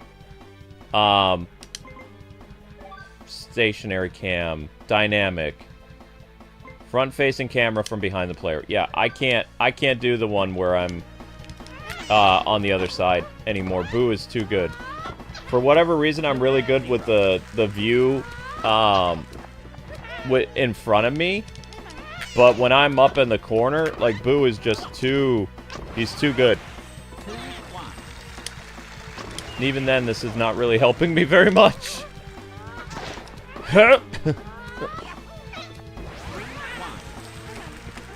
So, if you ever start to lose really bad in Mario Tennis, any of them, you want to make sure that the court is in your, in the correct position. Which is what we have here.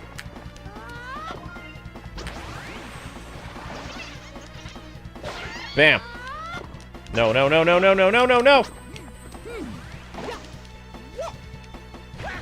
Oh, thank God he didn't hit it. Ha!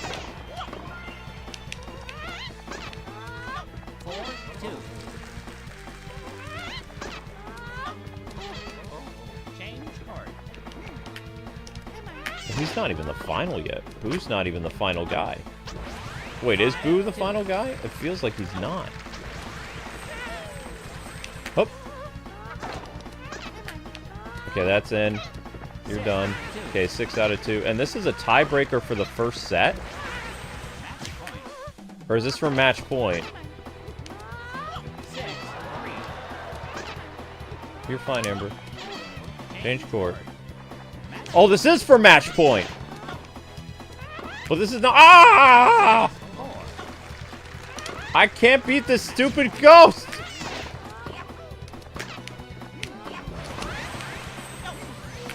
He got it. He got it! He got it! No!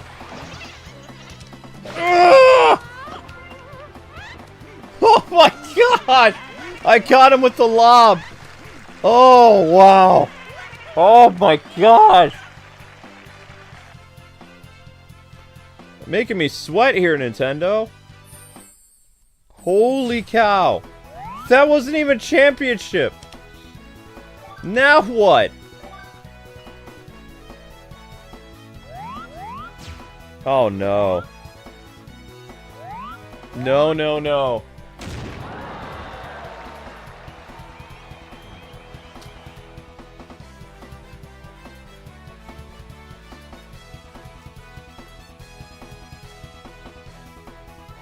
Uh-oh. Okay, you guys aren't watching the shorts. We're at, like, 1,200 and dropping. It just takes a second to click that link and have it run in the background. You have to have organic views while the stream is happening. Like, other parts of the channel has to be watched or YouTube just continues to purge hourly views. So we were at 1,400, like, 10 minutes ago. We're now at 12, so that means we lost 200 views on the channel in just 10 minutes. You gotta watch those shorts, people. I'm almost at the point where I can stop this stream and go to the Mario Kart and get the music running, but We gotta keep the channel stable. Only you guys can do it. I can't do anything. All Amber and I can do is stream. That's it. First set, Mario to serve. Because what's going to happen is the channel's going to bleed all the way down to past 1,000 views in the next, like, 10, 20 minutes. If you guys don't basically put a tourniquet on it. So, if you haven't already, make sure you guys click. Especially if you can't super chat, you can't be members. That's the easiest free way of helping the channel stay alive. Because so many YouTubers have been quitting because they can't deal with the constant bleeding of views on their channel. Because YouTube's paying them less and less when they're getting less hourly views. So Amber and I have found a method to sticking around. It's more work for our audience, but also it keeps us around. There is no other way. Because we would have to, in order for us to like be getting a lot of views right now, we'd need at least 170 people here watching this stream. 70 people's not enough. 70 people will slowly get us to 1,000 views over the next like 45 minutes. But, you know, that would be almost a 3-hour live stream too, I believe. Yeah.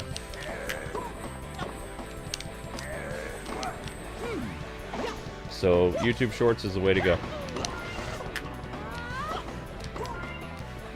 Oops. Oh, I knew that was going to be a problem. I knew that was going to be a problem. No! No, no, no, no, no, no, no, no, no, no. Why aren't you lobbying it? Lob it! Oh, crap. No. Thank you for the gifted membership. But don't... No, that would make it worse. Break point. Ugh! Just stop getting it. Thank you. Hup. Ugh. He already has his racket to do his super move? How did he get it so fast? Ugh. No. Ugh. Ugh. Oh no. Be away from him, be away from him, be away from him. Yes! Man, this is intense.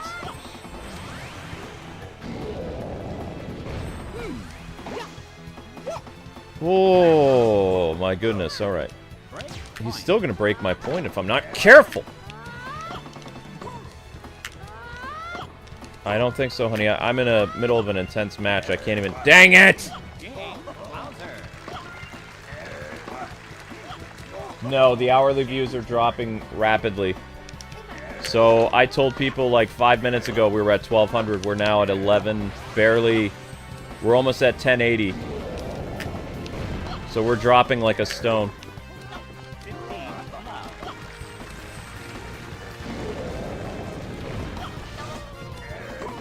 Like, guys, if this continues, I'm gonna have to go on break and go advertise the shorts in the stream to try to get more viewership because I can't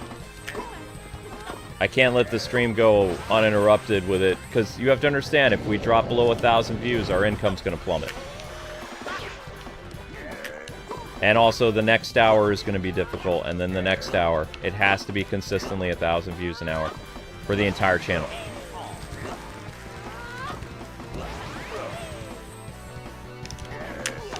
I have no idea, like, there's no reason we shouldn't be at, like, 1,500 views an hour right now playing Mario. Like, there's no reason. Like, that's insane. I almost wish I did upload that video, but I was literally passing out here on the, like, on editing, so I couldn't... There's so much more I needed to do in order to upload that and then premiere it, and I didn't have the time. Looking back, I probably should have, but I just can't. I can't do everything.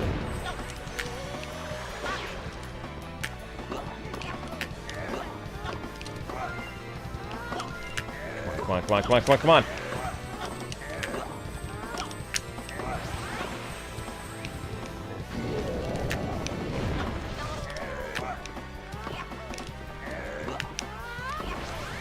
Oh, man. I still haven't won one point yet. Oh. Wait, why would you taunt Bowser? Are you crazy?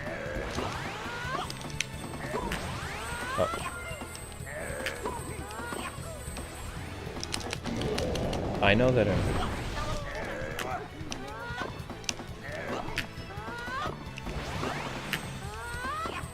Oh my gosh, there we are. Oh no, I'm playing against Bowser. This is the Star Championship.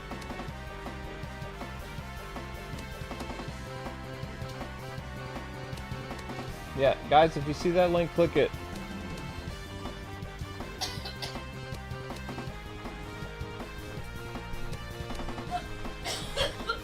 Sorry you're coughing, sweetie. You okay?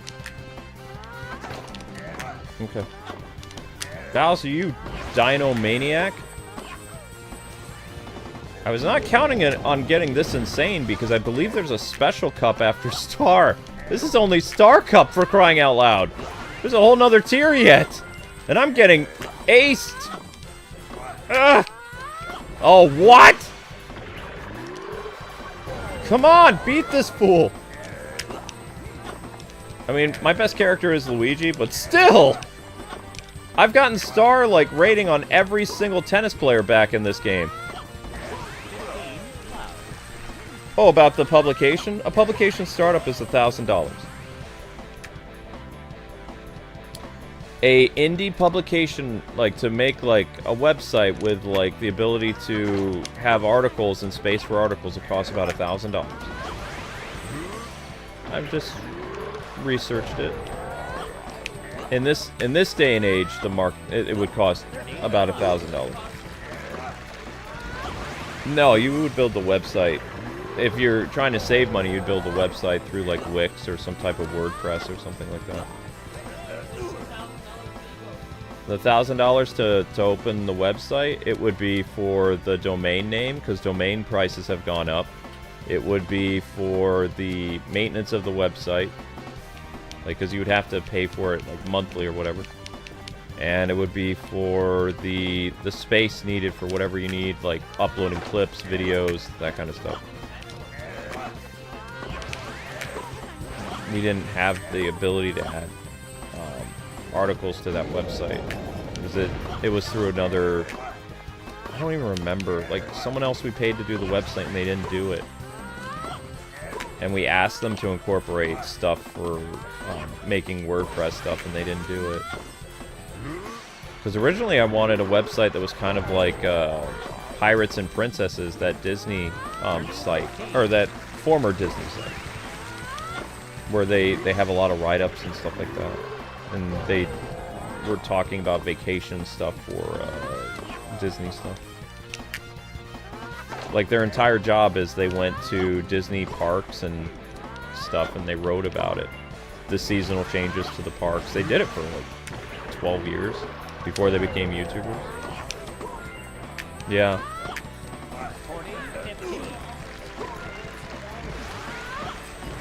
"20 years ago..." I don't even know where you would go to do that anymore. Most people use Wix, but then you have to do something else in order to get articles. But I don't have time to build a website. You have Wix, honey. I've tried to make a Wix website. You have to know what you're doing on there. Yeah, I know. Like, you can hire someone to make you a Wix website, or you can use your template. But sometimes you have to work with the website of Wix.com yourself. Or there are people online that make websites. But I thought there's something else you have to do besides just make a website. To be a publication, I thought you have to have some kind of license. We still have our license from when we signed up for our, Well, you do. I don't know.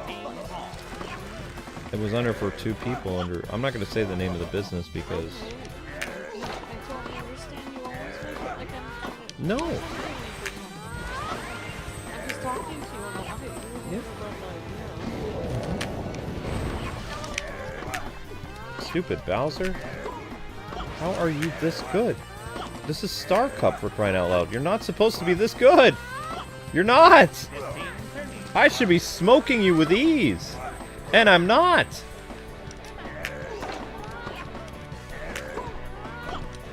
It's because I needed to get that upload up today because, like, we were at 56,000 views after like 48 hours. If I would have posted the video, we'd probably be back up to 60,000 something after 48 hours. I know, but I'm just mad at myself.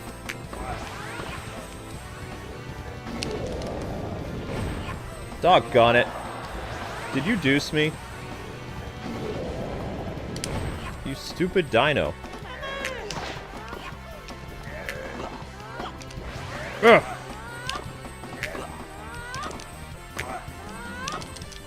No, no, no, no, no, no, no, no, no, no, no, no, no. At least I kept the volley going. That's not gonna help though. Ah!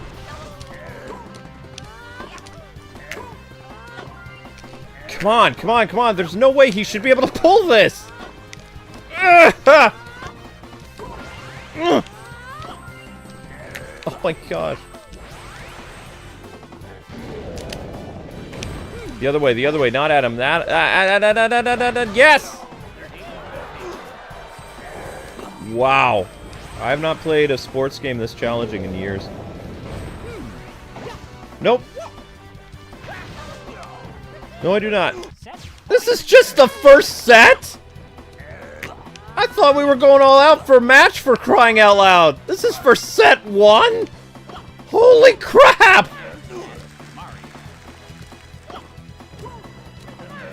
Second set. Mario to serve.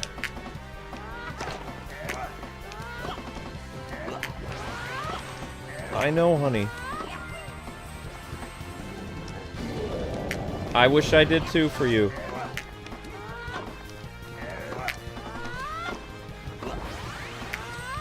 It is near stuff.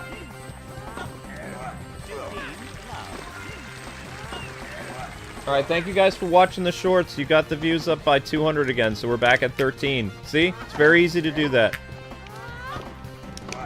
So I'm assuming probably 25 of you guys watch the shorts.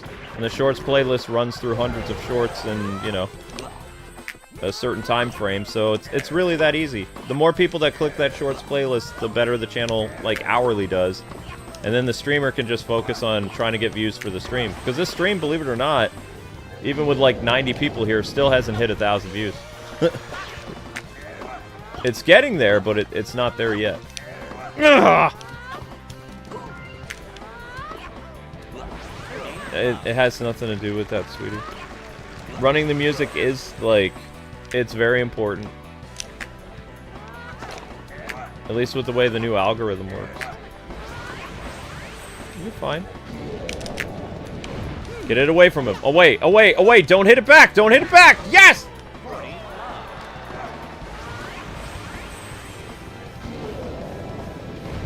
Yeah, my melodious sounds of me playing this game.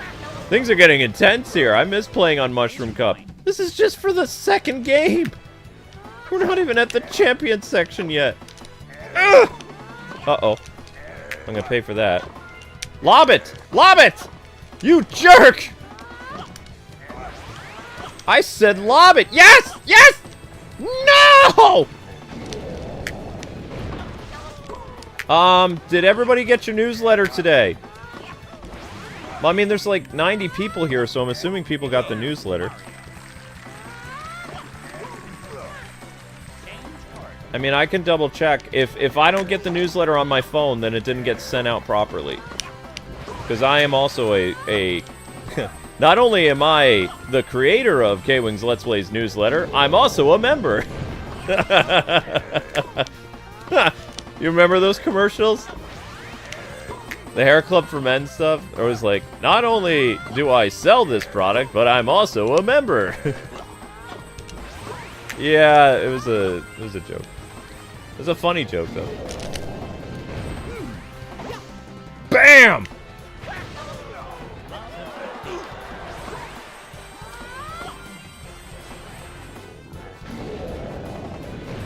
Yeah, you shouldn't donate to your own business, though. That looks super shady. Like, YouTube does not allow a YouTuber to become a member of your own channel.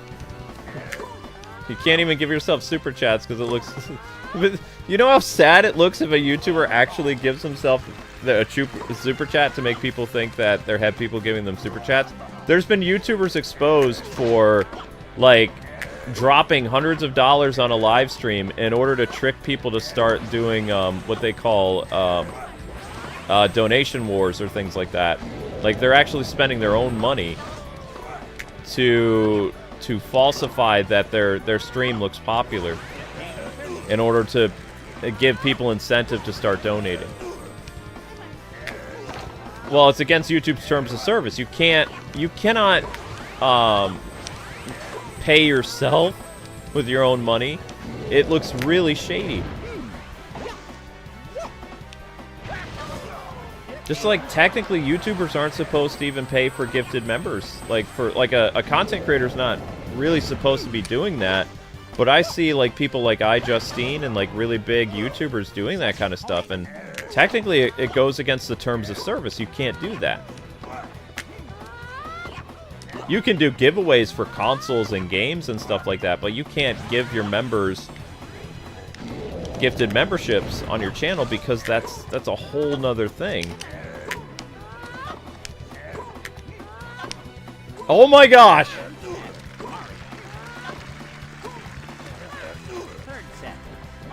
iJustine is still around. There's still some original YouTubers that are still around. Angry Video Game Nerd is going on 50. He's still here.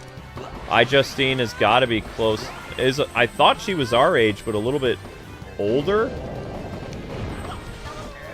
Yeah, she's had a lot of plastic surgery over the years. Yeah. She's still around. I think Philip DeFranco is still on here. I believe, yeah, Philip is still on YouTube. Philip used to be one of our bosses at the Game Station a long time ago. Game Station was created by iJustine, Philip DeFranco, Shay Carl, and Maker Studios was created by those people, and then Game Station was a subsidiary of Maker Studios. So Maker Studios, the 4 figureheads. I don't remember the 4th guy, but it was Shay Carl, iJustine, Philip DeFranco, and then one other person. It wasn't Smosh. Smosh was with Machinima. I don't remember who it was. But there was a gaming section, Game Station, that was run through them, and then there was another, it was a cooking thing, was the other one. Rosa was the figurehead of Maker Studios' cooking branch, but she wasn't one of the people that ran it. Because Maker Studios consisted of 4 major branches of entertainment that was all, like, subsidiary stuff. The vlogging stuff was under Maker Studios. Like, that was their brand name. And that consisted of Philip Show, Shay Carl, iJustine stuff. And then the gaming thing, I don't remember who... I think iJustine was the big person in charge of the gaming. Oh, Total Biscuit was! He was the big guy on Game Station's stuff. And later Polaris. He and the Yogscast, I believe, and Husky Starcraft were the big guys. For the cooking, it was Rosanna and one other person. And then maybe they had a beauty and makeup section. I don't remember. We left Maker Studios in 2012 because they were taking too much money from us. Because Amber and I were barely making ends meet back when we had viral videos. That's the crazy thing. We were getting viral videos, and they were paying us, like, basically what I was making freelance as a game journalist in the early days. So something was sus. So we got out of that. And we ended up going to a smaller network, which was more fun. More fun, more creative, more money. Good times. And then they changed their name to Polaris or something like that. Whoop. And then through Foxittle we met Freedom, and Freedom was our favorite network. Even though we loved Travis, Travis was a wonderful guy and a very smart guy. Georgia's Freedom was an amazing network. Until Freedom got destroyed because people started to upload full TV shows. It's kind of Freedom Partners' fault that YouTube is in the state it is, because, like, Freedom was the one who brought television networks and movie people to YouTube, because there were partners overseas in India and Cambodia and all over the place that were uploading full soccer matches and monetizing them, and NFL games and soap operas and all this other stuff. So Freedom was guilty of breaking YouTube's terms of services, and it kind of led to the death of YouTube networks. Oh my gosh, I unlocked Shy Guy. I remember him. You can now play as Shy Guy. Yes! There it is. All-around star. Boom. Way to go, Mario. Good job, buddy. Wahoo! Because, I mean, basically, television networks, if you guys didn't know this, they kept YouTube, you can now participate in singles in the Star Tournament. Oh, no. Yes, save data. I'm an all-around person with a star now. Means I'm much better. But, like, YouTube was a place where people, as a creator, it was YouTube. You created stuff. And then because these idiots broke the law, they broke copyright law, and, like, you know, we're like, hey, we can monetize whatever we want. And they started monetizing, like, actual television shows and sporting events. That's when Greedy Hollywood and all these other people came after YouTube, because they broke the law. There's all types of, like, have you ever seen, they accused YouTube of piracy, pretty much. And it was, because you can't upload a sporting event and then take the monetization or the ads from it, because you're not the originator of that sporting event. Sorry, bro. You're just not. There's some things you can't legally do. So because of that, Hollywood was able to get their grubby little mitts into YouTube content creation, as well as, you know, having actual television studios and cable networks and shows and stuff on YouTube, whereas before it was independent creators. So when those people came to the platform, not only did YouTubers make less money, but they got less traction, less promotion, and Hollywood started to have, like, official channels, like for The Daily Show, or clips of the A-Team or Power Rangers, all this other stuff. And it's because YouTubers, like, they couldn't play by the rules of making their own content, whether it was, like, commentary over video games, or makeup stuff, or cooking, or whatever. They had to... Some people who got in the YouTube Partner Program just started uploading content they didn't own, like TV and movies, and doing reactions to that kind of stuff, when, you know, doing reactions to game content is fine because it's a transformative work. It's not a transformative work when you talk over, like, a Hollywood movie or a TV show. The same rules don't apply for fair use. So when people started doing that, that's when the platform changed significantly. If it would have just stayed, like, mostly gaming, beauty vlogs, beauty tutorials, cooking, pranks, and that kind of stuff, YouTube would still be a very profitable place, I believe. But once you started doing the television companies, you know, they're the ones that get the high advertisers. The high advertisers don't even go to people like PewDiePie or those people anymore. And the television companies make a huge chunk of YouTube's profits now, and also they're embedded into the politics of how the corporation runs too. You know, it's that old saying, if you give a mouse some cheese, they want the whole thing, you know. I saw Bill Trinin's name all the way back here in 2004. Ha! Bill should be NOA president. I really believe so. I think Bill would make a great Nintendo president because he has a lot of charisma, as well as the man is just, like, very knowledgeable when it comes to not just marketing, because he was part of Nintendo's marketing department. When Reggie got upgraded to Nintendo of America, like, guy, like the president, Bill got promoted to, like, the head of Nintendo's marketing in North America. And now he's, like, part of VIP of sales, so he has Reggie's original job, or Reggie's second promotion job before he became Nintendo president. And then Doug Bowser, who's not very good at his job. Like, Bill would be much better at it. Also, Bill speaks fluent Japanese. I mean, who better to talk with, you know, Nintendo of Japan. I'm just saying, you know? And it would be such an interesting story, too, to have Bill go from localizer to marketer and then Nintendo President of America. I think that'd be pretty dope, personally. Yeah, we earned that star. Bam! And that was all of the tournament stuff? Oh, topple star characters to win tournaments. We're going to hold off on that. So the tournaments are Mushroom, Star, whatever. So we're going to play as Luigi for a little bit, because we didn't get to play as Luigi. But originally when I did this game, guys and gals, I got stars on every single character when I played this originally in 2004. I loved this game so much that I 100%ed it. So it took me 2 hours and 46 minutes in order to get 1 star level. So because Luigi's on the thumbnail, we're going to do at least all of Mushroom. We might be able to get to Flower, but I don't think we're going to get to the Star Cup today.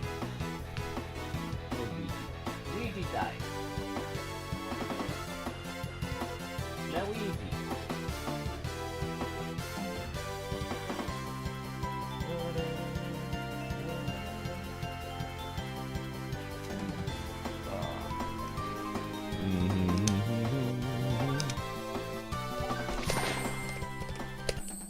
Here we go!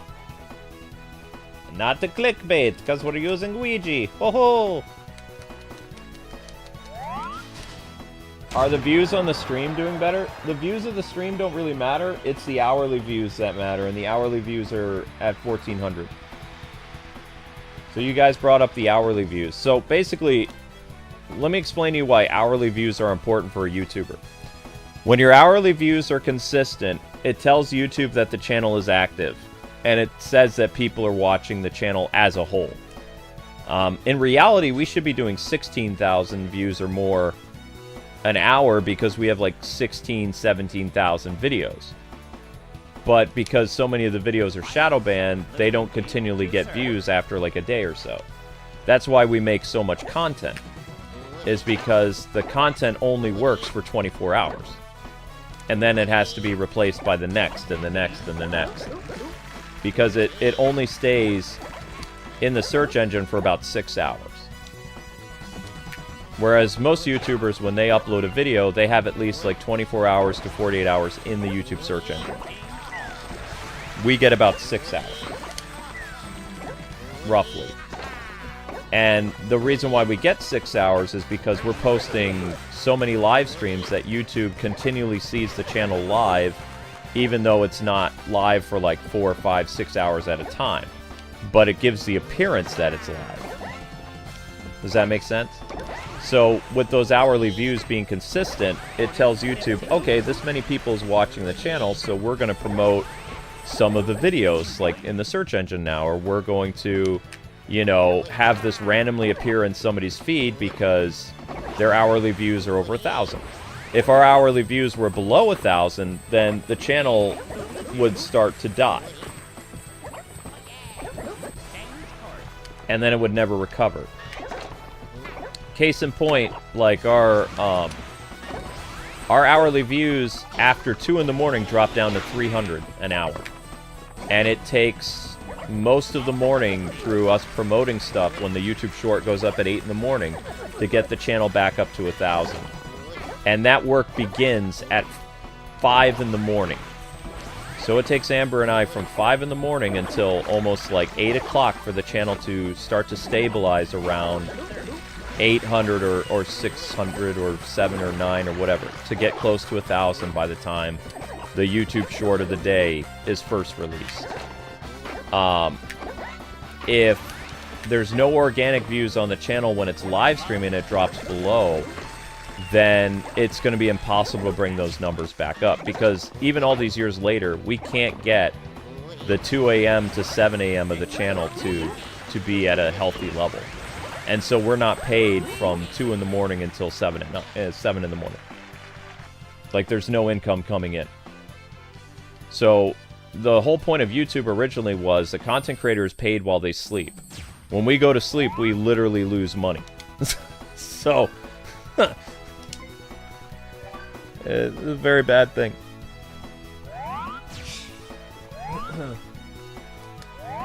Wake up at 5 a.m. I don't go to bed until 8 in the morning every day. What are you talking about? I'm up all night. I work from 4 in the afternoon until at least 8:30 in the morning every day. Every day. Amber goes to bed around 9, 10 o'clock at night, most nights, and she gets up around 6 or 7 in the morning every day. It's usually around 6 in the morning. By the time we record the Versus videos sometimes, I'm almost comatose. You can even hear my voice. I'm like... I say weird stuff sometimes. Like, Amber and I were recording Fatal Fury. I think it was the 4th episode, and I blurted out pancakes randomly or something. My mind was going because of how literally to the point of exhaustion I was. Even, I think during the Demon Blade stream last night when I was dozing off, I said something stupid. I talked about... randomly, I think I said the name of an anime or something that I wanted to watch that had no basis for the Demon Blade thing because I was in the middle of combat against a boss, and it's because I was falling asleep. Like, I was literally passing out. And so when your brain is to the point of exhaustion, you say random things. Which can be funny. It can be funny, but also it shows you how much I'm pushing myself more. No other content creator goes through what we go through. And so when people have the audacity to say that we're abusive toward each other and all this other stuff, like, we're literally working ourselves to exhaustion every day. These people could not work as hard as us because they're lazy and they create rumors and nastiness. They don't have our work ethic. But also you have to remember that we're forced to work.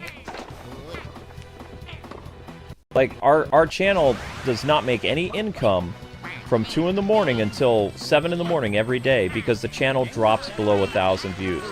It would be wonderful if somehow randomly the channel would consistently stay at 1,000 views an hour, but it's been dropping under 1,000 views an hour for 2 a.m. for 3 years now.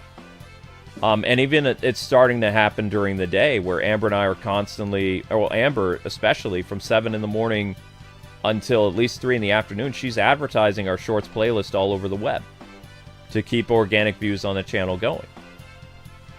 Like, Amber is literally the only reason the channel is alive during the day. So not only does she live stream, but she's also doing promotional stuff to try to get, like, as many people to see the channel as possible.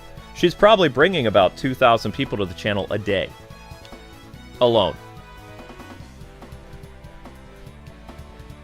Is there something wrong with my memory card?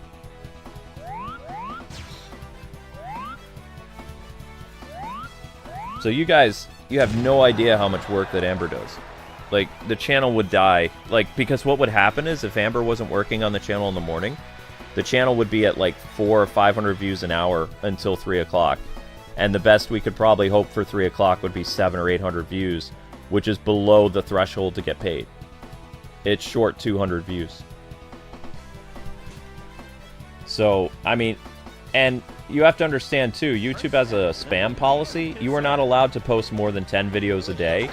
So it's not like I can release a YouTube short at like 3 in the morning to bring the channel back up.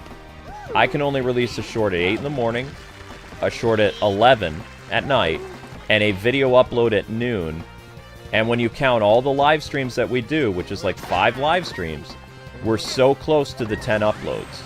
There's nothing more we can do in terms of releasing content to keep views like coming into the channel, because we'll get our channel terminated from going beyond that, you know, that spam thing that's in their terms of service.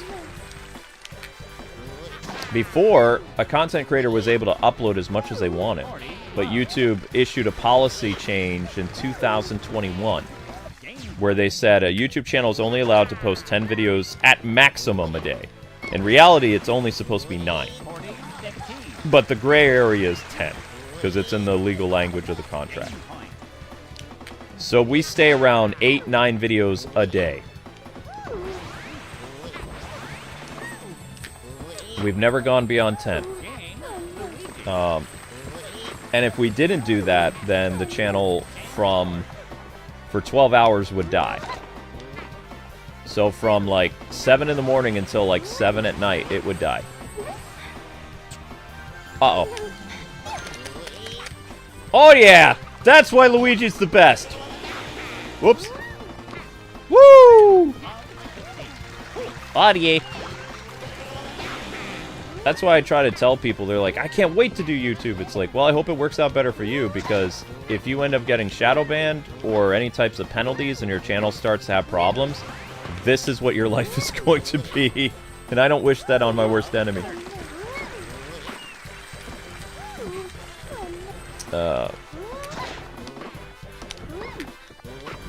But I've started to take my life back a little bit. Like, what I've done... I've started because I was becoming a zombie. Like, I did not look good. I was losing weight. My face was like, you could see like the bones in my face because of how hard I've been working the past, like, I don't know, 3 years. Wasn't eating, wasn't sleeping. So now what I do during live streams is I run the music, because as soon as like the stream ends, like this stream right now, hourly we're at like 1500, right? Let me explain to you what happens. As soon as I shut this stream off, the channel is going to drop down to by like 500 views instantly.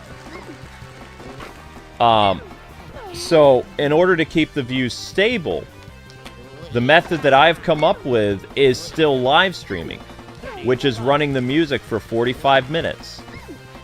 And new views are coming in because YouTube sees that as a live stream. Even though Amber and I aren't technically live and it's a starting soon screen like they do at Twitch or Kick or whatever, like, you know, there are views coming into the channel from that new live stream.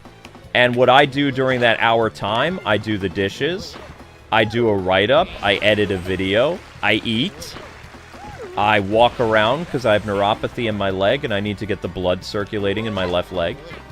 I pet the cats. I film a YouTube short.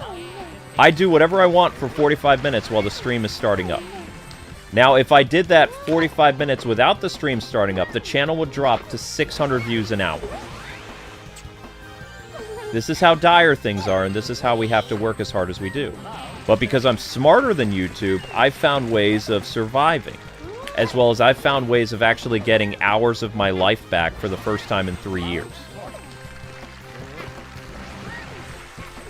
So that's why you've noticed streams start up immediately, whereas some of you guys remember our live streams used to not start up immediately. They used to be like, you would have at least like a 30 or 40 minute break in between live streams, and now you don't. It goes from, I think it's after like 5 minutes after the live stream is off, the next live stream starts with the music running. And it's the only way. There is no other way. Because, like I told you, as soon as this live stream goes off, YouTube will basically subtract 350 views from us instantly. Like, our hourly views will be cut by 350. So if it says 1500 now, it will be cut by 350 over the next, like, 8 minutes of there being no stream on the channel. But if I get the next live stream started with the music going, then, you know, it's all good. So I've found ways of not only taking breaks, spending more time with my wife, stepping on his foot, no kiss from Daisy, you know, getting hours back of my life, and still live streaming and still being a streamer. This works out a lot better for me. And if I do a 4-hour live stream, I take 2 breaks during the 4-hour live stream to eat, walk around, do other things while the live stream is still on, and then I will edit out the live stream. So there's steps that I'm taking to get my life back, little by little. And I'm sorry that you guys have to wait for live streams to start, but I mean, this is the only way that I can live my life. Otherwise, the house would fall into disrepair because I couldn't do chores. Amber and I couldn't take care of like household needs or anything, because doing like a 4-hour straight live stream, you're going to be zapped of all your energy. You won't have any.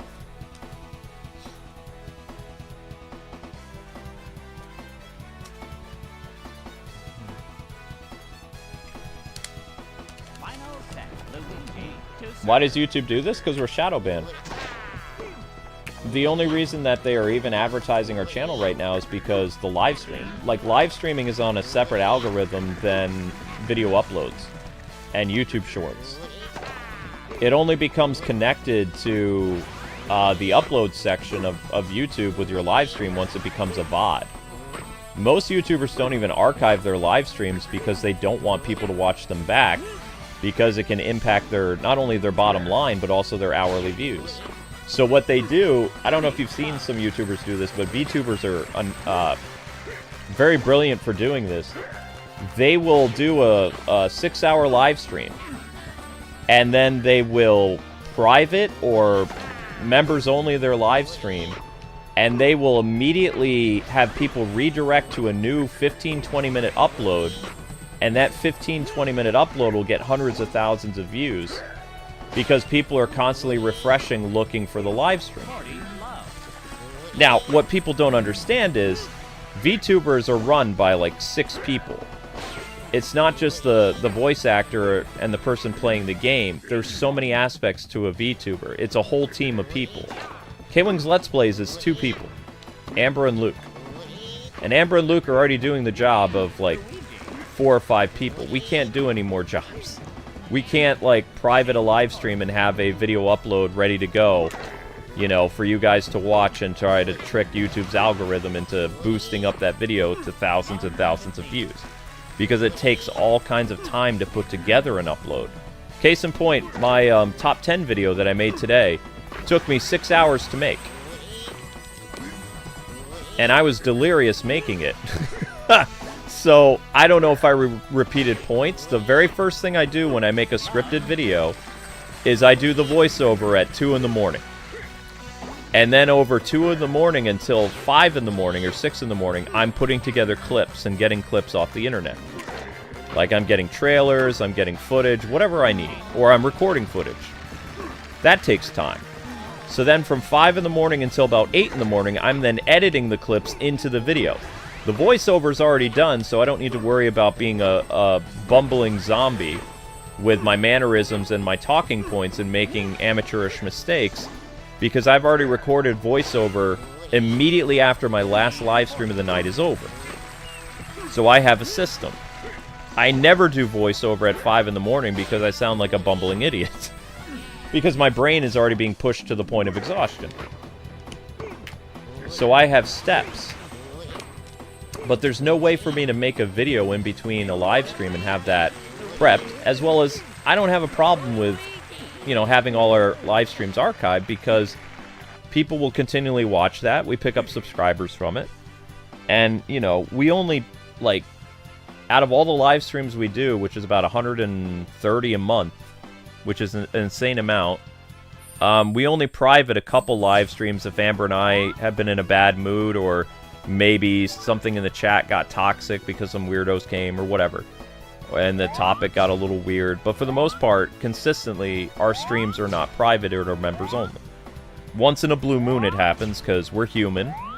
We make mistakes or we get angry with each other, and then we cut out stuff because our haters use it as saying that we're a abusive couple. So we cut out some of our fights, or not even our fights. We have disagreements because we're worked so hard. It's not easy for a husband and wife to work together as much as Amber and I do, but that's what happens when you have a home business. Actually, that's what happens when you have a restaurant together, too. Go to a family restaurant and see how often the husband and wife, who usually is the cook and the waitress or whatever, or wait staff, or the person behind the desk, see how often the family, because they're so close, that they argue, or that they, you know, even when there's customers around, they're so comfortable with each other that they, you know, don't act like perfect people. There is no one outside of VTubers that streams as many hours as the Kwings do. Not on Twitch, not on Kick, not anywhere. So I really don't appreciate these losers, these weirdos on Twitter and things like that, saying that I'm abusive to my wife when literally we're working together all the time. There is no Mr. Rogers, like, pretending to be nice to each other. We're so comfortable with each other that we talk honestly and openly, sometimes a little corny to each other, very lovingly or whatever, but we have bad days too. And what they do is they take our bad days and they use that to brand our entire channel, which is horrible. Because, I mean, you know, you've got like 130 plus live streams a month, and out of that 130 live streams, they might catch one where Amber and I are in a little tip. That's not fair, you know?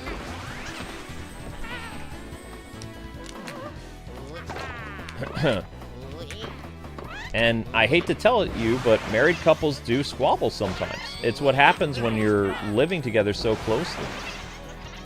It's just, it's normal. But these people have such a warped view of what normal is, which I'm not even going to get into, but they see these YouTube couples that pretend to be nice to each other in uploads all the time because those are uploads. Most couples, when they do live streams, they fight because, you know, they're there streaming for like 3 or 4 hours. You get tired. Live streams are very draining. And, you know, your life is basically live. Everything that happens in the house you can hear because our microphone picks it up. When the cats are meowing, if somebody rings the doorbell, if a glass breaks in the kitchen. You know, we can't filter that stuff out. We can mute the microphone, but sometimes, instead of the mic being muted, it's the game, you know? I was so tired one point, Amber was talking to me, and I think we were having, like, an argument over, like, finances, and I thought that I muted the video, or I thought I muted the microphone, but I was so exhausted, I muted the video capture device, so the mic was hot, and we were getting into it, and the music was off. And I was still doing gameplay at the same time, so the stream was still going on, it wasn't paused. And the stream was still happening, and I was still working. But Amber and I were going off on each other, like, really hardcore. Because, I mean, it was something pretty bad that happened. I don't remember, because I can barely remember what happened 2 years ago. Amber has a better memory than I do. I will say that part of what influenced that also was the haters were, like, at my throat about other stuff. Like, they kept saying that I let you walk all over me, and that I always say yes to whatever you say. So, that was getting to me. So, it's like, that was kind of influencing me in the back of my head, too, because it was like, I can never win with these haters, because no matter what I do, they always say there's something wrong with me, and it's always about me. That's what I don't understand. I feel like you would do better on YouTube without me, because these haters are always attacking me. Can I say something? The It's been hard for me. The reason why I like doing YouTube with you, especially a couple times a day, is because you keep me sane. And the only fun that I have, for the most part, is when I'm hanging out with you, because I love you so much, and it's just, you make gaming, like the Paul Rudd commercial that he does now for the Switch, where he says everything is super together. It's more fun. Gaming is more fun when there's more people. When you're by yourself, it's just you, and sometimes, you know, you can do zany voices and stuff like that, but essentially you're talking to yourself. Yeah. Well, it is important to have somebody there. I mean, like, but it's like, you know, even with the whole thing now, the haters are talking about how I dress, saying that I dress too conservative, whereas before I had all these people saying that I was dressing basically like a hussy or something. So it's like, no matter what I do, like, I can never win. Like, I was told by church people I was dressing like little t-shirts that were like pink and stuff, that I was like trying to attract people. So then I started not showing any skin at all and wearing long sleeves.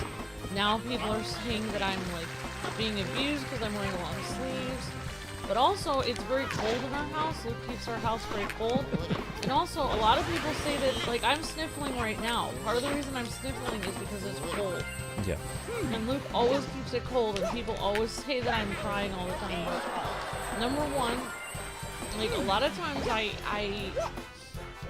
mean, to be completely honest, many times, like, I would go and be praying and like asking God for help because things have been so difficult, and then I'd be like emotional, and then we'd start to scream because my husband's very sick. Like since the beginning of YouTube, my husband has been very sick. I've been in the hospital with him hundreds of times, so it makes sense that I'm sometimes crying. I lived in the hospital in our early It makes marriage. sense that sometimes I'm crying on streams because I could be recovering from a hospital trip that I had to stay overnight with my husband. Like, they have no idea. Like, a lot of times I'm crying for Luke because he's so sick. And, but yeah, it's just interesting. But yeah, I mean, that's one of the things, like, that's one of the reasons why I started to, like, talk back to you more on live streams was because the haters were saying I let you walk all over me. But now I'm not going to listen to them at all because they're ping-ponging me around. Can I say something? They're saying, oh, you're wearing too little clothing, now you're wearing too much. Now you're letting him walk all over you, now you're talking back too much, now you guys are arguing. So nobody, I'm just going to go back to my original personality before they started pushing me around. But the thing is, like, these people... No matter what I do, they keep saying that, and they're attacking me more than anyone. Like, they're just attacking me so much. With the beating up allegations, or accusations that they made up, I was reading some of that stuff when I was screenshotting them, and they were having an argument saying, well, you know Amber's just as political as Kwing is, and he's like, oh, then she deserves to be beat up. It's like, so they use you as a prop to say that I'm doing all these horrible things to you, but then they say... How would anyone be deserved to be beat up, though? Right, but this is why these people are evil. But when have I been political? Like, I talk about, like, cats and stuff on my Twitter. I don't talk about anything political. Right. I retweet pictures of flowers. I mean, I don't even know what they're talking about. How am I political? I've never even said anything political ever. They're talking about your common sense.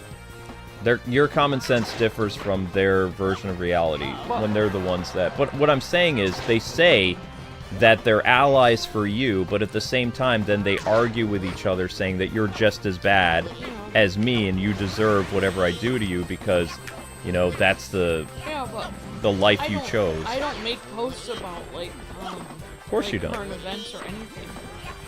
Like, I've never done that. I try to stay away from it. Mm-hmm. So that's odd that they would say I'm political. Like, it's hard I would like them to find somewhere that I've ever said anything political. Like, I've never even said that. I've never seen you tweet anything like that. No, I don't even talk about it. Like, that's what's strange. Mm-hmm. Alright, so we did all of Mushroom and Flowers Luigi. I thought Daisy actually kisses him, but what happens is Mario is mad that his brother wins, and then, then he steps on his foot like that. That's rude. What a bully. What a bully. Mario is a bully. Yeah, Luigi's like, hey, I finally stood out of your shadow. I did well. Kiss from Daisy. I don't think Daisy's in this, is she? But I don't think so. People have to understand, like, we were with child at one point, and when I was, I've also had surgery. I've had a lot of health issues, and my weight has gone all over the place because of that. And obviously, I'm not going to be wearing a short sleeve shirt on live streams, especially because I've had people pick at me and say mean things about my looks. So of course I'm going to be wearing a long sleeve shirt because I don't want someone to say, like, your arms are really big or something. Like, it's hard for me. Especially my husband is very, like, thin because of how hard he works. And he's, no matter how much I feed him, the weight just comes off of him. I'm medically and underweight. For me, it goes the opposite of me because I'm so stressed out. It doesn't go off of me. I wish it did. I walk all over the place, and I eat salads mostly, and I eat tons of vegetables, and I'm like asparagus and everything. Like, I actually eat better now than when I was like 20. And it's not, I just have, when you've been pregnant, your body isn't going to be the same. So of course I'm going to wear long sleeves because I don't want the internet to be me. So it's just odd that, and it's funny that they said that I always wear long sleeves because the last time I was on a stream on video was I was on Facecam with the Nintendo Switch 2 reaction. Nintendo The Nintendo Direct? Nintendo Direct, and I had a short sleeve shirt on in that video. Yeah, and if you really had bruises on your arms, it would have showed. If I really had, they said that I currently have bruises on my arms, so you can go back to that video. Yeah, I know. And you can see, like, all of you guys here and any haters watching, you can clearly see. So that's funny that they say I always wear long sleeves, because you can see tons of videos, even when I have been slightly overweight or whatever, where I've had short sleeves. And my arms look big on those videos, but I mean, I don't know, there they are. You can see they're my arms, there's no bruises on them. Like, there's lots of videos where I have short sleeves. But what I was just trying to say is these people act like they're your champion, but at the same time they're quick to throw you under the bus because they think you're just as bad from my point of view. But they're standing up for you because of the allegations. But not really. That's not standing up for me. Oh, I know that in a normal world, yeah. But anyway, people, Goki, congratulations and good luck at CEO. Thank you, I hope Goki. you do really well in the Street Fighter thing. Yeah, guys, everyone root for Goki. Says, I am so excited to go to CEO next month. I am of the... I can't read it. I just wish you would read it out loud. I can't read that either. That's why I do an abbreviation of it. I read it in my own words. Because I can't read that. The text is too small. Well, here's your phone.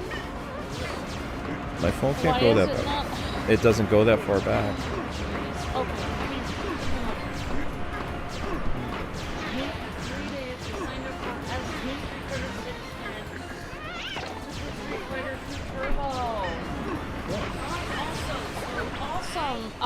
Good luck at your event, Goki, and we'll all be rooting for you. Your Kwings community family will be rooting for you, Goki. Yep. And you're in our hearts and prayers, and we hope and pray you do really well. Yep. So anyway, guys, the music is going to start for the next stream. We're already starting to dip, like I told you guys. So the next stream has to start. So Mario Tennis, we did some Mario, we did some Luigi. Goki says, Luke, if you spend a month in New Orleans, you would not be underweight anymore. I can't eat spicy food. I have heard the food is really good in New Orleans, though. What about the beignets or whatever? That's bread. Donuts, yeah. They're like special donuts. There are some, I've heard that's really good food. I don't think you'd be able to change my nightly habits, though, Goki. Like, part of the reason why I burn so much fat is because my metabolism is on overdrive. Eventually, I'll probably finally get a beer belly when I'm in my 50s. I don't think I can stay this thin forever. I've been this thin since I've been a teenager. So, I mean, I'm like Scarecrow, kind of. But anyway, people, thank you for hanging out. Thank you for the super chats. I didn't realize we got super chats. Thank you, guys. We got lots of super chats. Thank you to Daffy and Jotaro and Just22 for the super chats. And I don't know who gave the gifted membership. Keith. Thank you, Keith, for the gifted membership. You guys are breathtaking. Any type of revenue we earn on this older game is profit for us because this game is over 20 years old. So, I mean, we didn't have to pay for this. We've had this in our game collection for 20 years. So, you know, us looking at GameCube games is great for our bottom line, and we hope you guys had fun with it. I got a little heated in the game because this game is rough, but I love this game, so we'll be doing more tomorrow. We're going to finish up Luigi. Probably going to try doubles, I think, after we beat Luigi's thing. Amber and I can play as Mario Luigi and do some double stuff. Thanks for the kind words, Jessica and Raspberry and everyone. Yep. Head on over to Mario Kart, guys. I'm going to go have some... Would it be brunch or dinner? Because I'm going to have cereal first. This would be my breakfast, kind of. Yeah. I just call that dinner. Food? Food? Dunch? Whatever. Yeah. So, yeah. See you guys on Mario. And I believe... I think Jotaro's ultimate is tonight. I don't know if Jotaro's still here, but I think his ultimate's tonight. I don't remember. I think it would be called Brinner because it's between breakfast and dinner. It's a YouTuber meal. Yeah. In which you wake up and you have dinner as the first meal of the day. Brinner. If Jotaro's ultimate's not tonight, then I can do a mystery stream. But God bless Happy Gaming. You guys are the best audience ever, and see you on Mario Kart.